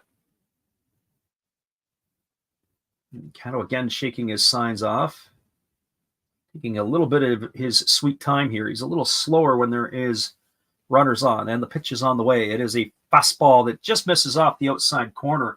Oh, that was a nice pitch. But probably the right call by the home plate umpire. It did look like it was off the plate, but the catcher had really framed it well, but it didn't look like it was almost on the white line of the opposite batter's box. Alex says, go Swallows. I guess I prefer them to the Fighters. We were saying tonight earlier on, the Fighters have really played better baseball this year. And I don't know if right now they're in a playoff position. I don't know if they're going to get there, as that fastball is swung on and fouled away. They still might be a little bit green for that. I think next year's their year to make some noise. But I do like the way that Shinjo has got them playing. He's done better than I would have thought. I thought he was a bit more for pizzazz and comedy at the beginning, but as far as the manager is concerned, you have to tip your hat to them here. They've been playing decent ball. They haven't made the mistakes defensively like they were the last couple of years. They've also been able to pitch pretty well. Their bullpen's been solid. Offensively, it looks like they got some pieces that are on the way, and they're here helping them out right now. There's a fastball that misses inside. Oh, boy, you can see to me I didn't like that. 2-2 now to Nishikawa.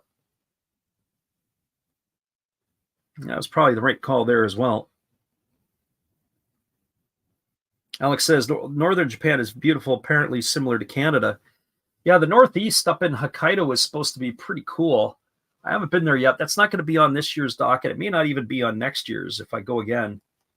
I'll spend less time in Japan next year, but this year we're going to spend another 11 days, as we said, just in Tokyo.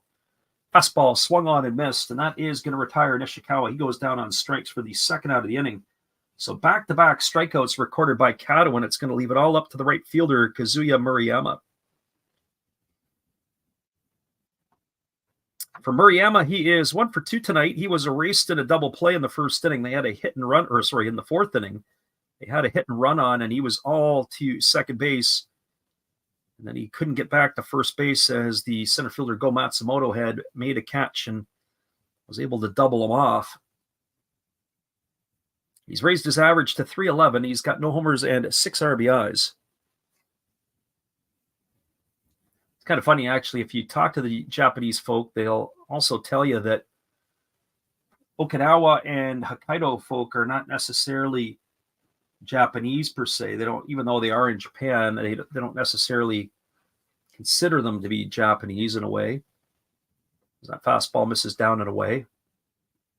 Say the Hokkaido folk up in the Northeast and that part of the country, you've got some different look, almost some Asian look of the continent.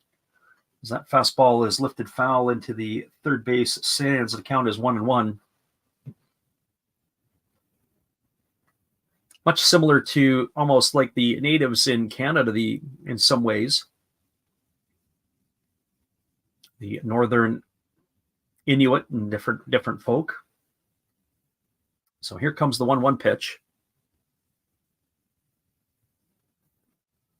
As the lefty Kato works himself to the set position. Checks the runner now, delivers. It is a fastball swung on, grounded to the right side, fielded by Martinez, flips it to Kato. It's going to be a ground out 3-1 to end the inning, and that is going to do it here for the Swallows in their half of the sixth. So we got 2/3 of the way in the books. We're still where we started at 0-0. No runs, 1 hit, no errors, and 1 runner left aboard. You got a leadoff double, and you can't move them off of second base. That's a problem. But that's what the Swallows had right here. We'll be back in just a few. Appreciate you guys for being here. We'll pick up our conversation when we come back in a minute, right after this.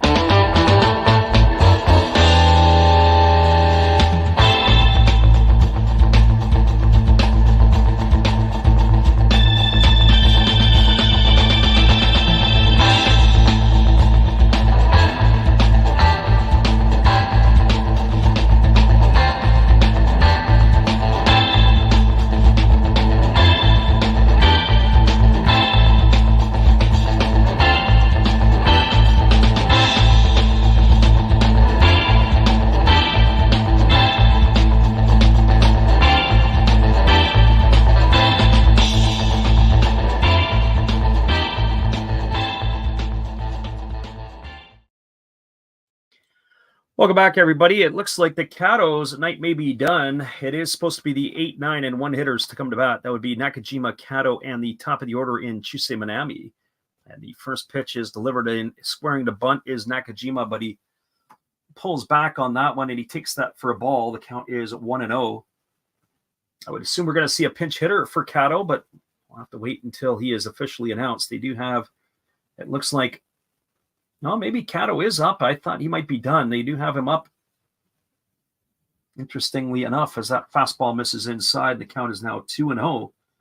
Both of these pitchers, Yujiri on 81 pitches through the first 6 innings. He has been very, very good his last 5 outings. There's a fastball that is taken at the knees for a called strike. It's now 2-1. Fred Troy says the London series is pretty cool. The Negro League Park game will be really cool as well. Troy, I'm not sure if you're familiar, but in Hamtramck, Michigan, they have a Negro League Park where the Detroit Stars used to play.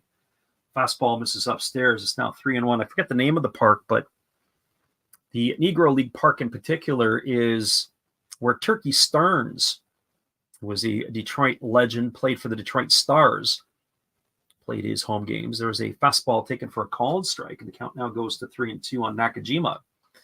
That might be something that you might want to take a peek at. I always often thought, I've been to Hamtramck. I've never been to that stadium. And I guess they put in some sort of multi-million-dollar investment into it. I don't know if it's current or if it's later or more recent. There's a breaking ball that misses down and in, and it's going to be a leadoff walk here to Nakajima. He's going to be aboard here. That pitch there looked like the jury might have got squeezed a bit. He wanted that call, and he sure didn't get it. The jury's been around the zone tonight, and so when I look, he hit Matsumoto back in the first inning. That's the first walk he has issued here tonight. And on the other end of the ledger, I think if my books are correct, he's only got 3 strikeouts. So Kato is coming to bat here for himself. He's still going to come up. He's already squaring the bunt.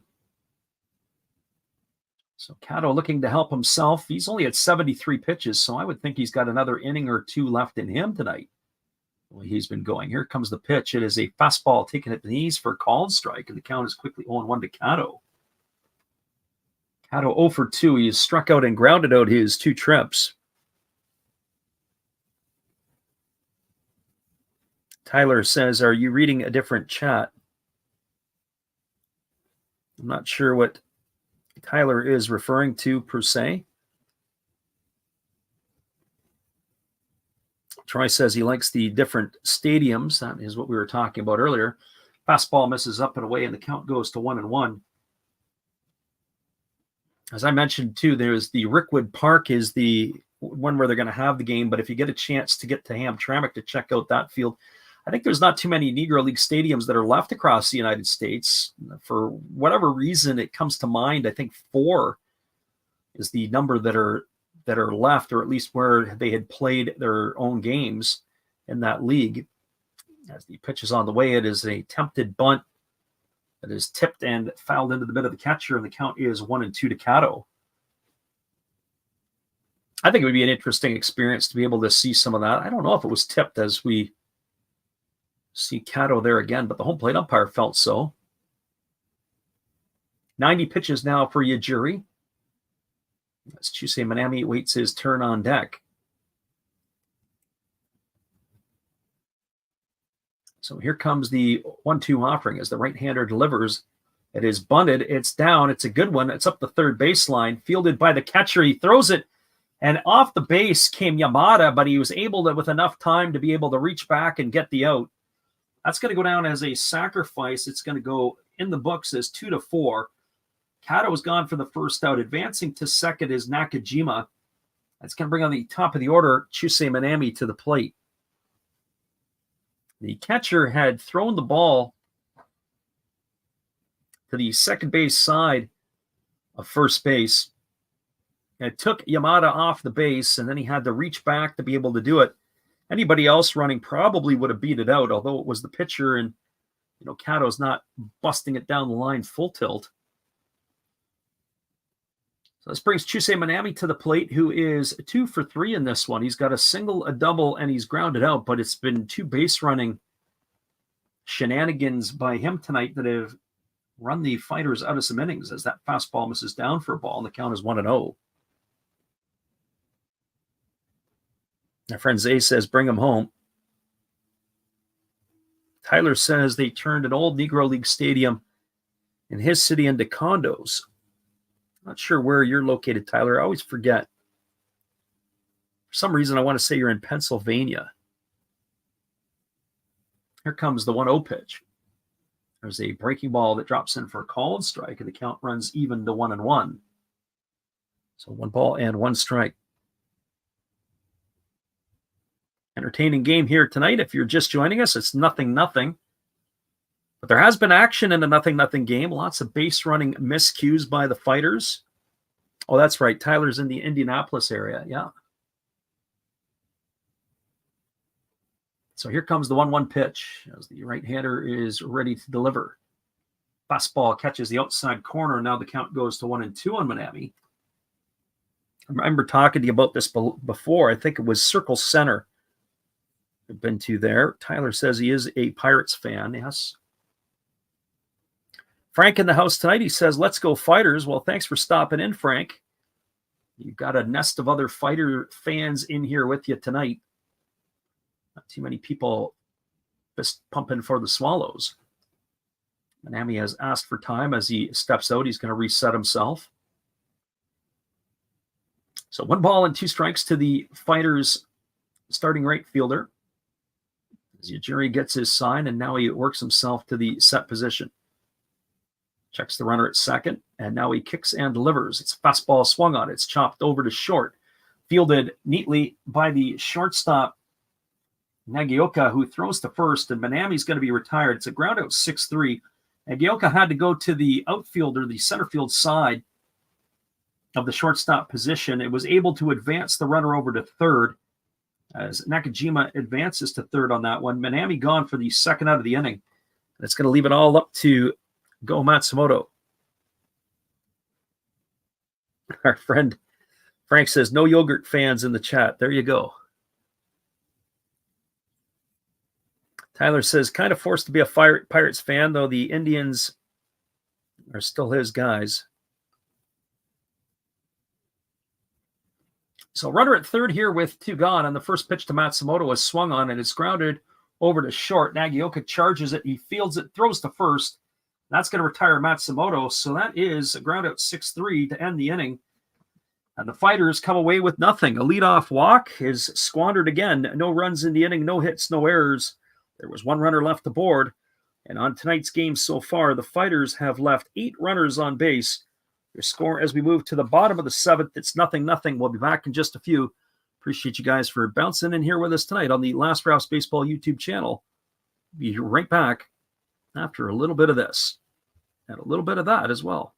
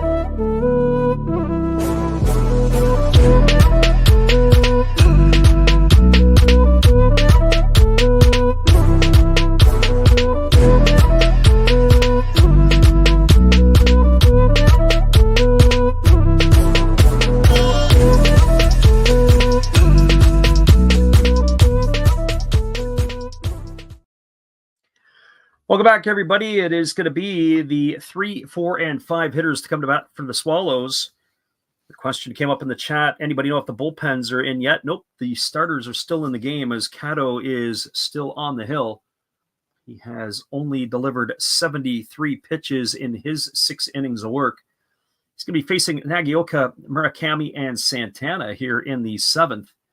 The first pitch is a fastball taken for a called strike, and the count is quickly 0-1. Both these pitchers have been very good tonight, and they've had some help from, as we mentioned before, some defensive or offensive miscues on the base paths. There's a fastball swung on, it's grounded softly to second, fielded neatly by the second baseman Nakajima, and he throws to first, and Nagioka's in the books on a ground out, 4-3. One up and one away here in the bottom of the 7th, and that brings up the third baseman Munetaka Murakami. And that's what Zay says, only 76 pitches. I got him at 75 now through the first batter of the 7th. Murakami batting tonight, he is 0 for 2. He has flown to left and grounded to first. Big fella here batting for the third time tonight against the crafty lefty. Seen his average dip to 240 on the season as the lefty Kato delivers a first pitch fastball taken for a called strike, and the count is 0-1. Alex says, come on, Murakami, make things happen a little bit. Zay says he's a little bit ahead. We'll try to resync ourselves in between the half inning. As that fastball swung on and fouled away, and the count now goes to 0-2 on Murakami.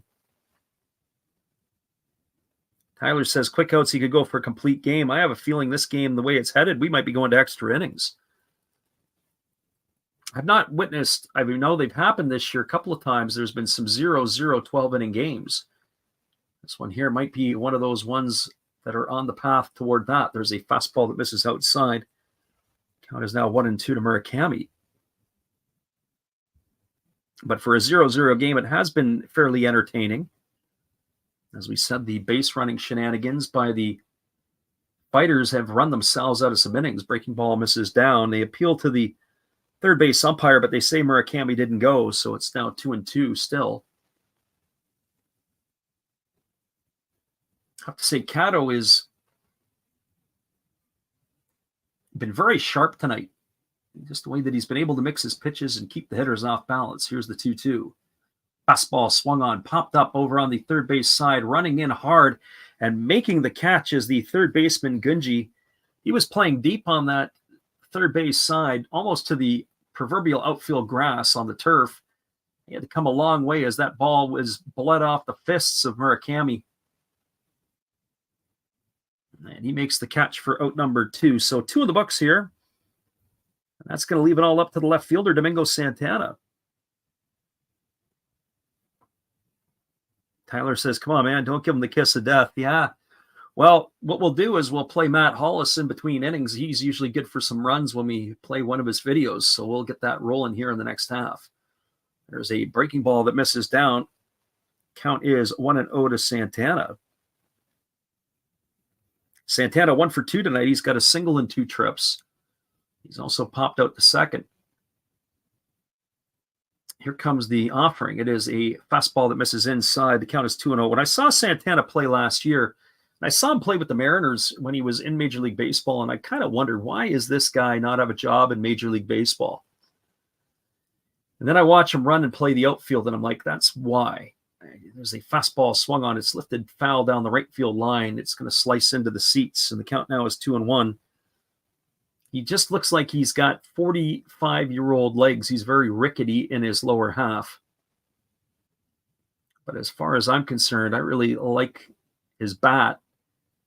But his bat just wasn't good enough to be a full-time DH in Major League Baseball, and his defense was a little too suspect. Slow breaking ball taken for a called strike, and the count's now 2-2. So 2 balls and 2 strikes to Santana. Kato doing a really good job of keeping the hitters off balance as well, as much as Ujiri has tonight. There's another slow breaking ball delivered, and this ball is going to be smashed into left field. It's going to get down. Sliding is the left fielder, and a nice play there by Mizutani as he slides running to his right to hold Santana to a long single. So Santana's aboard here with 2 gone, and that's going to bring up the second baseman, Tetsudo Yamada. Oh boy, what a play there by the young left fielder.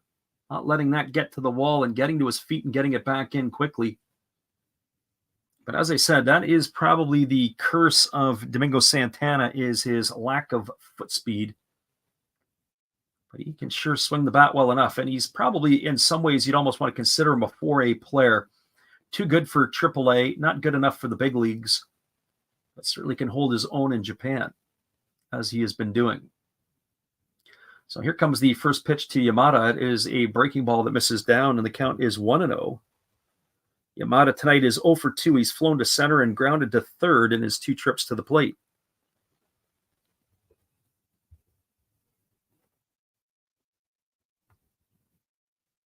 Left-hander against the right-hander. Kato works himself set, now delivers.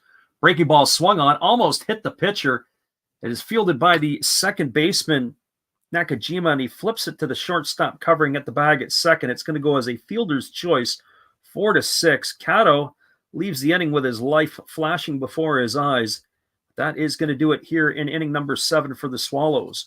No runs in the inning. There was a hit. There was no errors, and there was 1 runner left aboard. We're now moving to the top of the 8th inning. Your score is the Swallows 0 and the Fighters 0.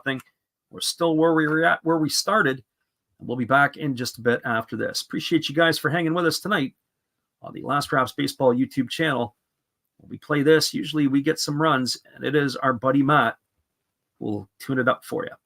Well, you got to have an ace in the hole, a little secret that nobody knows. Life is a gamble, a game we all play, but you've got to save something for a rainy day. You've got to learn to play your cards right if you expect to win in life. Don't put it all on the line for just one roll. You've got to have an ace in the hole. Yeah.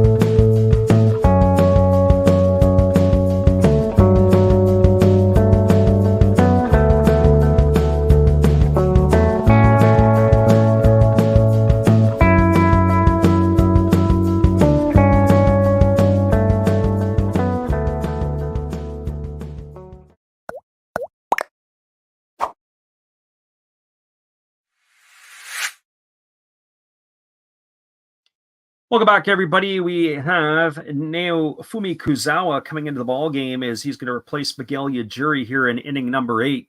So the first step into either team's bullpen is happening now in front of us. Our friend Ben in the house tonight, he says, how do I watch this thing illegally? Well, we don't watch things illegally around here, Ben. Everything is all on the up and up. But I will talk a little bit about something that you can watch it if you want to watch it legally, sort of illegally, and that is if you have a VPN, you can pull up Amazon Prime Japan. You may have to pay for it, but you can get pretty much a lot of the games on Amazon Prime Japan using a VPN in North America and being able to subscribe. You don't get everything, as it is kind of their version, I guess, of Apple TV will take over on some games. For the most part, you can get everything that you want. There is a first pitch fastball delivered to the left fielder Mizutani, and he swings and fouls that one away, and the count is quickly 0-1. So in some ways it is illegal because you're not supposed to be watching it outside of Japan. Mizutani's 1 for 3 tonight. He's got a single and 3 trips. He's also stolen a base. As the right-hander ready to deliver, it is a breaking ball swung on. It's grounded over to short, fielded neatly by the shortstop Nagioka, who throws to first. With 1 up, that is 1 away. A ground out 6-3 off the bat of Mizutani. That's going to bring up the first baseman, Ariel Martinez. So hopefully that helps you out. And at least provides you some information to be able to go and to investigate. So 1 gone. That brings Martinez to the plate. He is 1 for 3 as he has a single and 3 trips. He bats from the right side here against the right-handed throwing reliever Kazawa of the Swallows, and the first pitch is a breaking ball that misses down for a ball, and the count is 1-0. So 1 ball and no strikes. Kazawa leans in. He gets the sign from his catcher, Matsumoto, and he's ready to go again. Here's the pitch. Let's see, a breaking ball that misses upstairs, and the count now goes to 2-0. So good hitters count here for Ariel Martinez as the Swallows are looking to, or the Fighters, I should say, are looking to open their account here with a point. So 2 balls and no strikes as the right-hander works to the set. Here comes the pitch. Kicks and delivers. Breaking ball taken for a called strike. Count now goes to 2-1 on Martinez. Or at what point the Fighters are going to start emptying their bench and going to some pinch hitters at some point. I would think the Swallows lineup, what you see is what you get. Other than maybe the catcher, as there's a fastball swung on and fouled away, and the count is 2-2. And what I mean by that is the catcher for the Swallows, or the regular one, Nakamura, he might be one that we haven't seen that I would maybe expect to see, or maybe even Norie Aoki coming off the bench as a pinch hitter. Everybody else, I would think their big bats are in the lineup here. Yeah, unfortunately, we can't link you to anything there. If you also see it, we have a membership page, Ben. If you pay your 99 cents, you can go in and there's a whole list of stuff you can take a look at that might be able to help you out. There's a fastball swung on. It's jammed off the fists of Martinez, but it's going to get into center field and it's going to be down for a base hit. That is going to be a single there, and that will bring up the catcher, Yua Tamiya. So we don't put links in our pages here in the streams. That'll get us into some trouble, but if you want to go behind the closed doors and have a look, 99 cents might be worth it for you. We give a whole host of other things aside the Amazon Prime Japan that we just told you about here. You can also get the DAZN. DAZN Japan also carries stuff, but again, you're going to need your VPN to be able to do that. So this brings Yua Tamiya to the plate. Tamiya is 0 for 3 tonight. He's flown to right, he's popped to the catcher, and he has struck out his 3 trips to the dish. As the pitch is on the way, and it is swung on and fouled away. The count is 0-1 to Tamiya. Alex said, being a terrible defender with a decent bat would still make him better than some third stringers. You're talking about Domingo Santana, I believe. I'm sure there's some places and some teams that could probably use him. I mean, heck, Colorado could always use a few more bats in their lineup. I wonder if he would have played there, if he would have been good for 35 homers. Yeah, I think close to 30 home runs one year with the Mariners. Pitches a breaking ball that misses upstairs, and the count goes even to 1-1 to Tamiya. So 1 ball and 1 strike.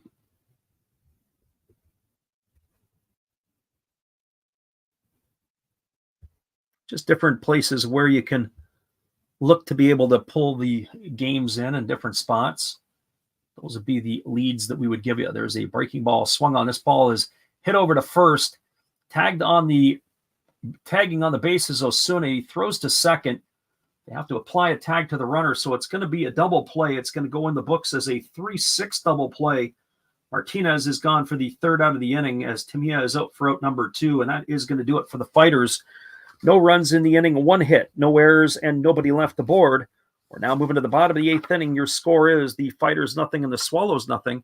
Hang with us, everybody. We'll be back in just a few with all the action. Appreciate you guys for being here with us tonight on the Last Raps Baseball YouTube channel. Speaking of Santana, here he is.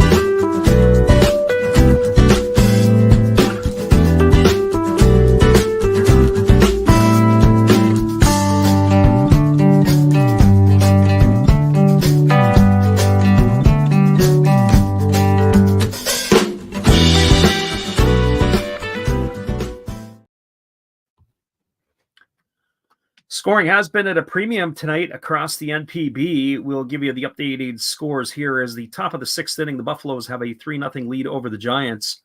The top of the 8th inning, it is 0-0, obviously, here between the Fighters and the Swallows. 4-1, the Bay Stars have the lead in the top of the 6th over the Hawks. Hawks are now on the board. Dragons have extended their lead over the Eagles 3-1 in the top of the 7th inning at the Vantolin Dome. It is a 0-0 game between the Lions and the Tigers at the Cochin. That's in the bottom of the 6th. The Carp have jumped out to a 1-0 lead. It's in the top of the 7th against the Marines. There is a pitching change here for the Fighters that they've turned to the bullpen. It is going to be Seiji Tanaka, who is coming on in relief. He is going to be the second pitcher used now by the Fighters in this one. So Tanaka on in relief, and he is going to be facing Jose Osuna, Naoki Matsumoto, and then the pitcher's spot in the batting order. So we would assume there will be a pinch hitter coming up here, as the first pitch from Tanaka is a fastball that misses outside for a ball, and the count is 1-0. That pitch poured in at 94 miles an hour on the radar gun. So 1 ball and no strikes. Tanaka again deals. It's a fastball swung on. It is lifted foul into the seats behind home plate, and the count is now 1-1. Our friend Zay, who is in the house here tonight, we were talking about certainly the Fighters, just the way this game is going, you can just see that they just don't want to win it. Fastball misses outside. It is now 2 balls and 1 strike. I say that because they've had those squandered opportunities, especially when you're on the road. You can't miss out on opportunities to punch runs across the plate. Stranding 8 runners on base so far has also been another challenge. Not enough clutch hitting. Fastball swung on. This is popped up on the left side of the infield. Drifting back into shallow left field. And the ball's going to be dropped. It's going to get down. Unbelievable. Mizuno ended up not being able to come up with it. And the ball gets down, and cruising into second base is going to be Osuna. Unreal. And now the errors are starting to show up as the shortstop can't make a catch. I know the wind has been a bit of a challenge tonight. We've seen that on a couple of occasions. That ball here has got to be caught. Oh, if you're a Fighter fan, you got to be probably just toss your cookies up in your mouth. Unbelievable. And you got to tip your hat to Osuna. He was coming hard all the way out of the box to be able to get himself to second. You can see the wind is blowing out. We've been saying tonight how the defense of the Fighters has been much better over the last, certainly over this season. They do have a pinch runner coming in here for Osuna. This is going to be number 0. It's going to be Hidetaka Namiki. So he is in to run for Mizuno at this point. It is Naoki Matsumoto at the plate, and the catcher here is already squaring to bunt. Interesting that they're going to bunt him over to third. He takes a fastball right down the middle for a called strike, and the count is 0-1. Oh, Fighters fans, unbelievable.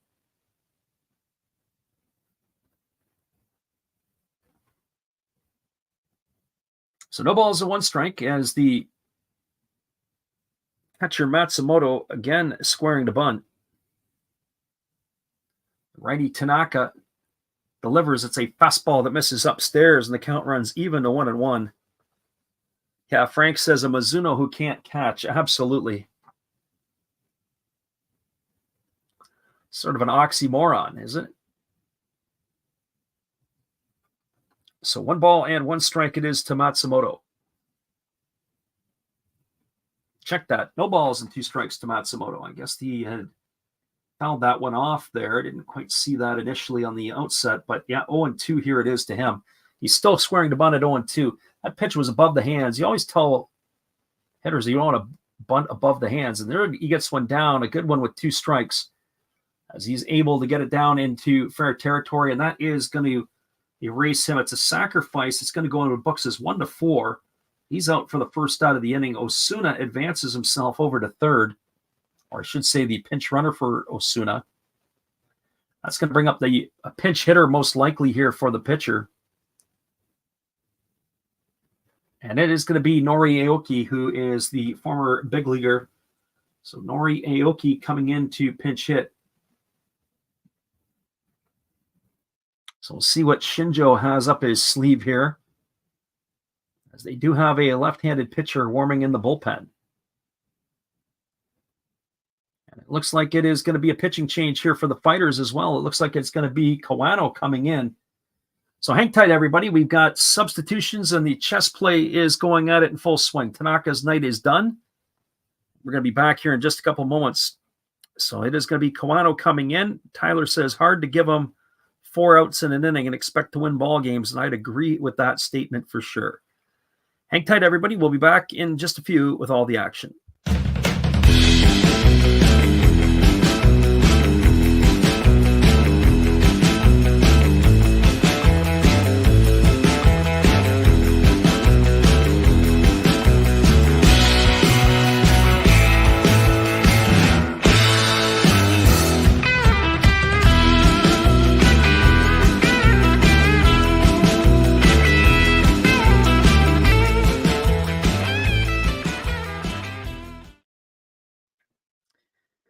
Pitching change on the docket. Ryusi Kawano coming in. We'll be back in a few with all the action here. Hang tight, everybody, after these musical notes.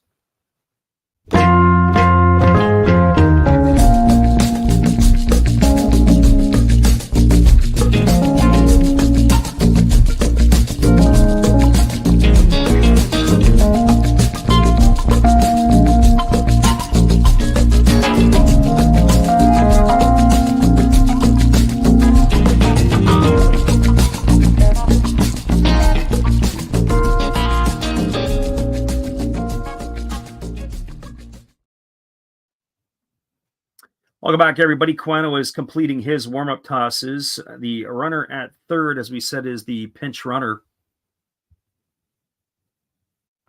for Jose Osuna, and that would be number 0, Hidetaka Namiki. So Namiki into pinch run for Osuna at second base there. So Nori Aoki, the veteran, coming in to hit here, as the infield is going to be in tight here for the Fighters. They've got to cut the runner off here with 1 gone in the bottom of the 8th inning. Aoki, the veteran, longtime Swallow, and of course, former Major League player. Getting the opportunity here in the twilight of his career to be a hero.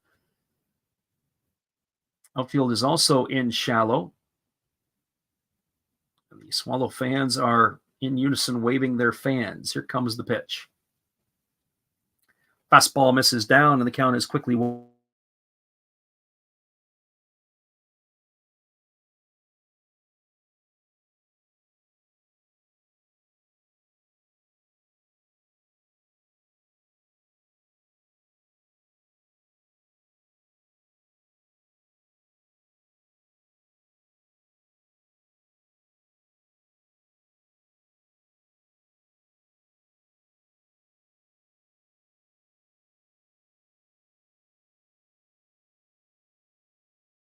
But we lost it for a half moment. And then that last pitch is a ball as well. So 2 balls and no strikes here to Aoki.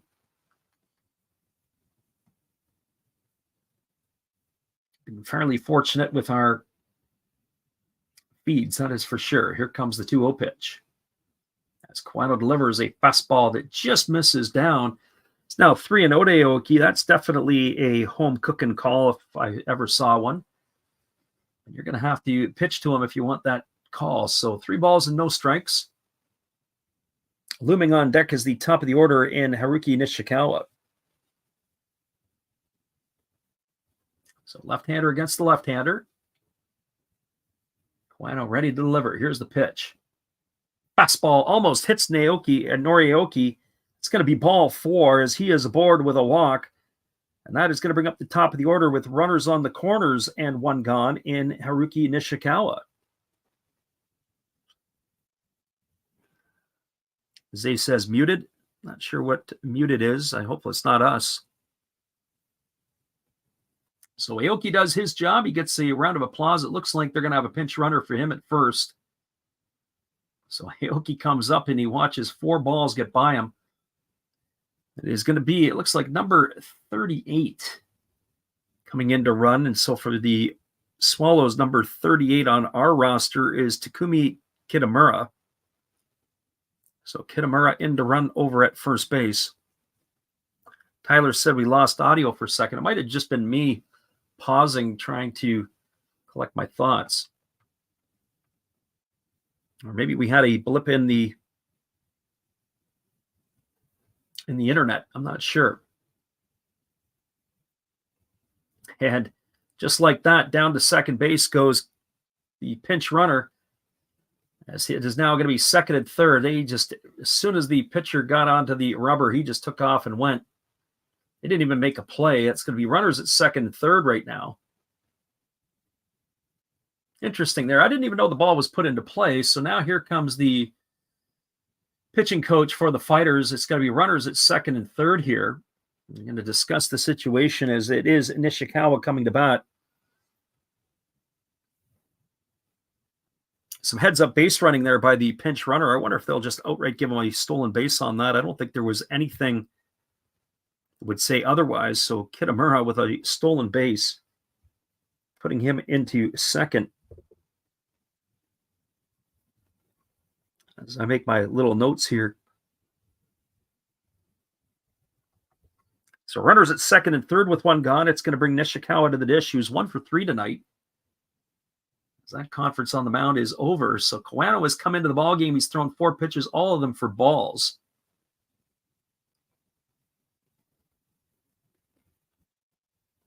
And Nishikawa steps up here looking to drive a run in for the Swallows.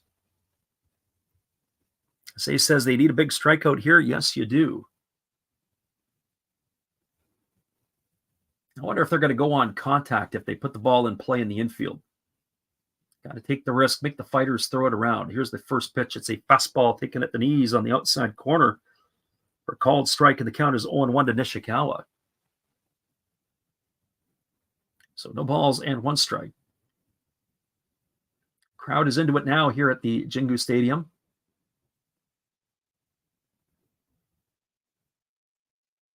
If there was ever a time for a safety or suicide squeeze, this might be the opportunity right here. No balls and 1 strike. Let's keep our eye on that. Here comes the pitch. There's a fastball that is swung on and popped foul behind home plate. The count goes to 0-2. Well, that probably takes that off right now. I would have figured that might have been an opportunity here. Trap yourself get into the squeeze situation. I wouldn't have done a suicide in this one. I would have done more of a safety type squeeze. So no balls and 2 strikes.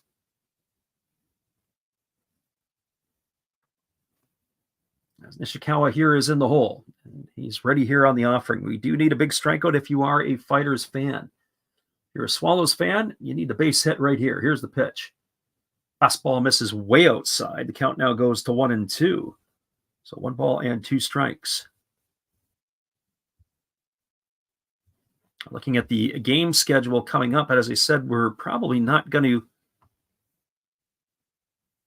be able to do anything here for a couple of days. Maybe Friday night is a possibility.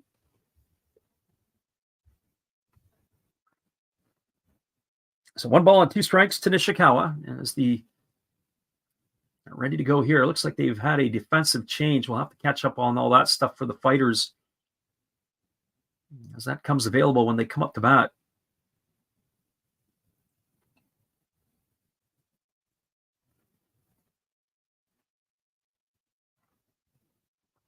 So here comes the 1-2 pitch as the left-hander Kawano holds to the set.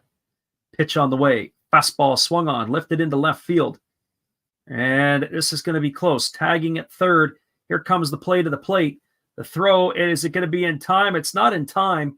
And that is going to be a run here for the Swallows. It's going to be a sacrifice fly by Nishikawa. He's going to drive in the first run of the game, as it is going to be Namiki who's coming home to score the first run. And the score is now 1-0 for the Swallows.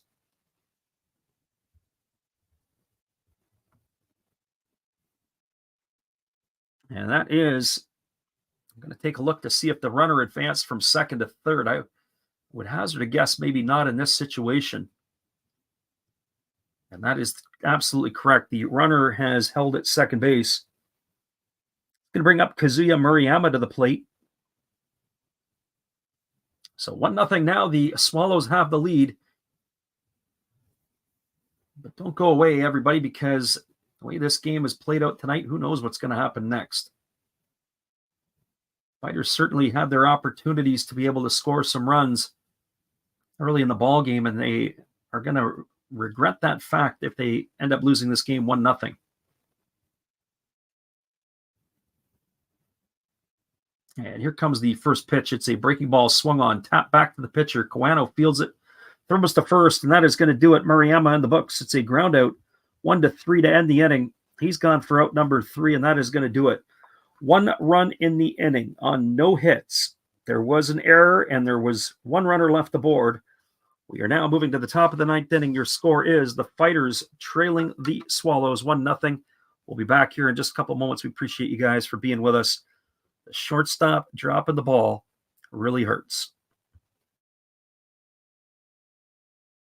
Hello, this is Eric Fox, formerly of the Oakland A's and Texas Rangers baseball teams. If you want to learn about Japanese baseball, see Coach Fred of Last Raps Baseball.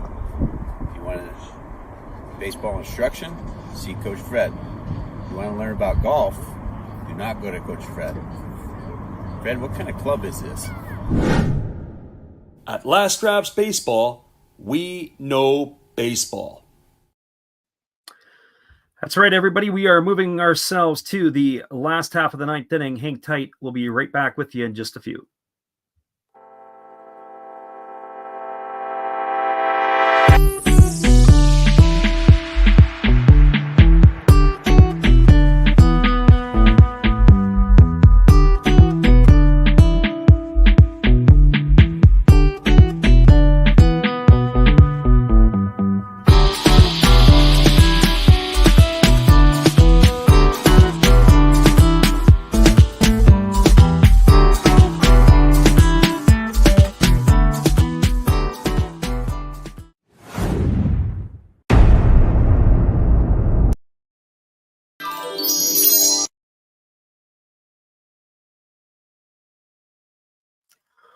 Welcome back, everybody. It is the bottom of the 9th inning, just around the corner. Our friend Tyler says, I can never tell if that's a commercial for you or for the other guy.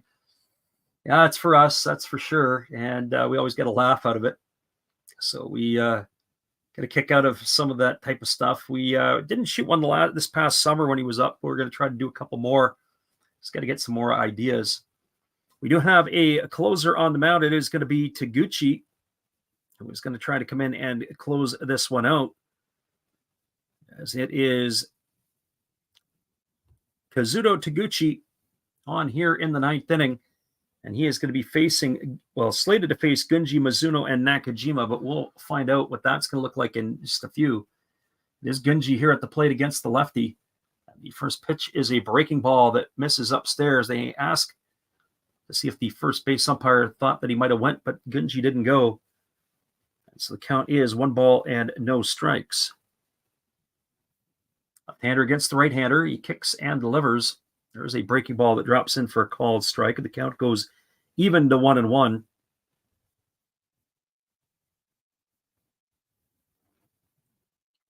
Three outs away for the Swallows if they can able to shut down the Fighters here in the 9th inning. Here comes the pitch. Fastball swung on, grounded up the middle. Nice play by Yamada, sliding to his right. He fields it and he throws out Gunji. What a play by Yamada. That's a gold glove play right there. So that is out number 1 in the books as he robs Gunji of a base hit. And it's slated to bring up the shortstop, Tetsuki Mizuno.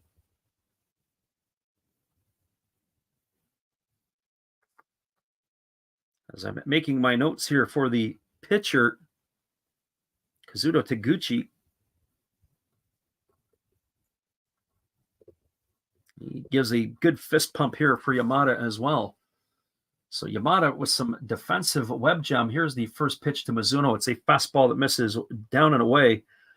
Mizuno tonight 0 for 3. He can help his own cause if he can get himself on base here.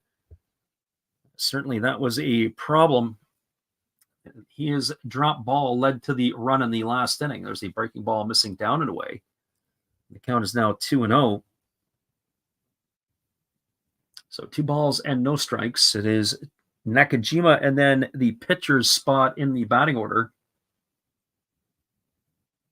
to follow here for the Fighters. Here comes the 2-0. As the lefty delivers, it's a fastball swung on. This ball is going to get lined over the head of the shortstop into left field. And Mizuno has got himself a single.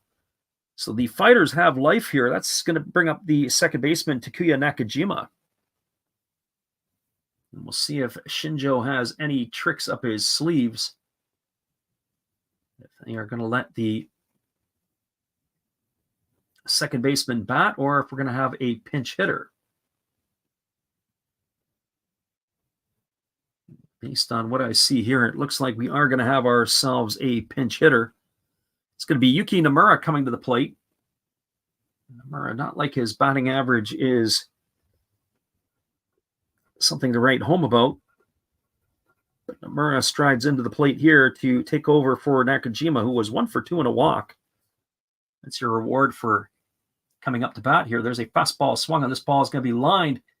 Oh, boy, that was just foul down the left field line. Boy, did he hit that one on the screws. That ball would have got down fair. It would have been a lot of trouble.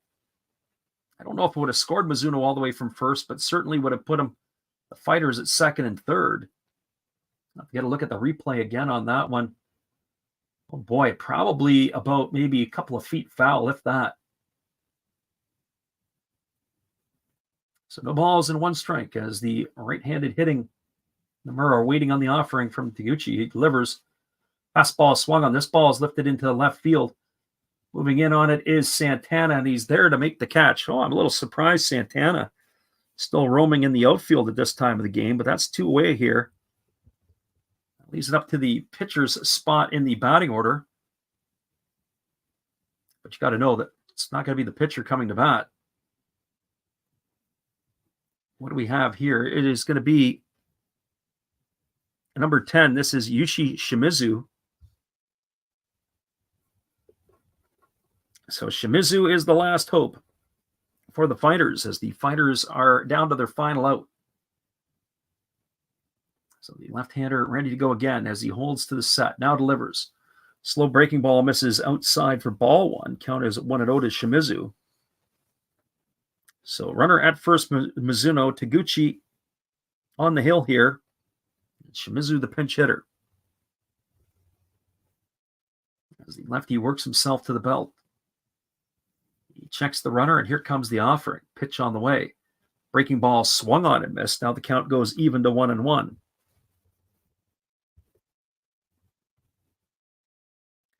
My friend Zay says, good game. Well, yeah, it was an entertaining affair here tonight. So 1 ball and 1 strike as the lefty Taguchi trying to finish up here as the ready to offer the offering here to the pinch hitter Shimizu. Fastball swung on. This ball is lined into right field, and it is going to be caught by the right fielder. Nice play there by Murayama, and that will do it here for the Fighters in this one as they are gone in the 9th. No runs, 1 hit, no errors, and 1 runner left aboard. Your final score is the Swallows 1 and the Fighters 0. Hang tight, everybody. I'll be back in just a couple minutes to wrap this one up and give you all the recap from around the NPB when we return after this. Good evening, sports fans. I hope you all have been enjoying the game. This is just another message from another Hollis build. I hope that your team is in the lead, but if not, remember, that's life. That's what all the people say.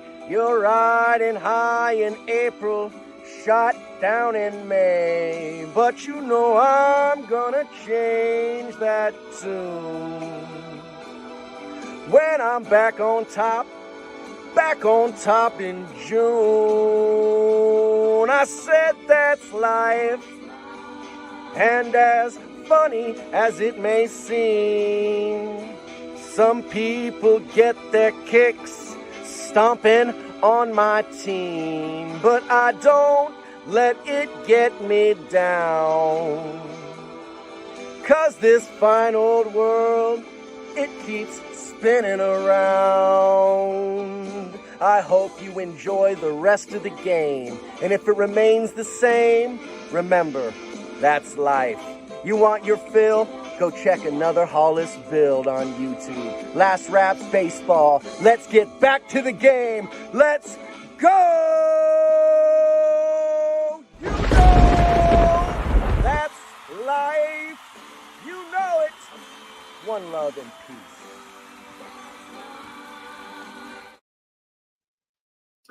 Welcome back, everybody. It is a final score of 1-0. We'll give you the recap here, and then we'll look at the scores from around the NPB. The Swallows waited to the 8th inning to score the only run of this ball game, as it was an error by the shortstop Mizuno, as he couldn't catch a pop fly in shallow left field that allowed Jose Osuna to reach base. And it was him standing at second. They pinch ran for him with Namiki, and then a sacrifice bunt from Matsumoto advanced him to third. After a walk to Nori Aoki, it was Kitayama who walked and then stole second. And up stepped the leadoff hitter Haruki Nishikawa, and he sacrificed home Namiki, the only run of the ball game. 1-0 for the Swallows in this one. On the flip side of the coin, the Fighters tonight, it was unfortunate for them. They stranded, by our count, 9 runners on base. Weren't able to cash runners in, and it was a difficult part early in the game as they weren't able to get the key hits when needed. So that is the way it goes for them. Quick look at the scores from around the NPB before we sign off on the evening. Out-of-town scoreboard, as there is only one other game that looks like it is close to a final. I think that game in Tohoku is now over. The game with Tohoku is now over, or is it? No, it looks like there's still 2 out in the 9th by our records. 3-1 right now. The Buffaloes have the lead over the Giants. That's in the top of the 7th inning. 5-3 Bay Stars are over the Hawks. That's in the top of the 7th as well. Top of the 9th inning, the Eagles are trailing the Dragons 3-1. It looks like there's 2 out there in the top of the 9th, so they are down to their last gasp. Tigers have a 3-0 lead over the Lions. That's in the bottom of the 7th. And at the Mazda Zoom Zoom Stadium in the top of the 8th, the Marines and the Carp are locked up at 1. Again, your final score here tonight, 1-0. We appreciate everybody who tuned in tonight. Our friend Alex, as well as Troy and Tyler and Zay. Frank for stopping in. Troll Zaddy here as well. The Hobby Hound, our friend Crow. Not to mention everybody else who popped in and stuck their heads in here. We thank you for being here. Ben as well. I guess you were in here for a while tonight. And anybody else that we missed. Once again, everybody, it's been the Last Raps Baseball YouTube channel. We appreciate you guys and your support for the NPB calls. We'll see you guys again in another week's time. We will be on Friday night for sure. Not sure what the matchup will be for that one. We will not be on next Saturday, North American time, as I will be out of town. It'll actually be the next 2 weeks. I'll be out of town on the weekends. But Friday nights, we'll be able to squeeze some games in, and we'll be able to go from there. Have a great night, everybody. We'll catch you again on the flip side. We'll be at least trying to get one game during the week, and we'll make that announcement. Probably the Tuesday game might be the one we'll be doing. Have a great night, everybody. We'll talk to you again later.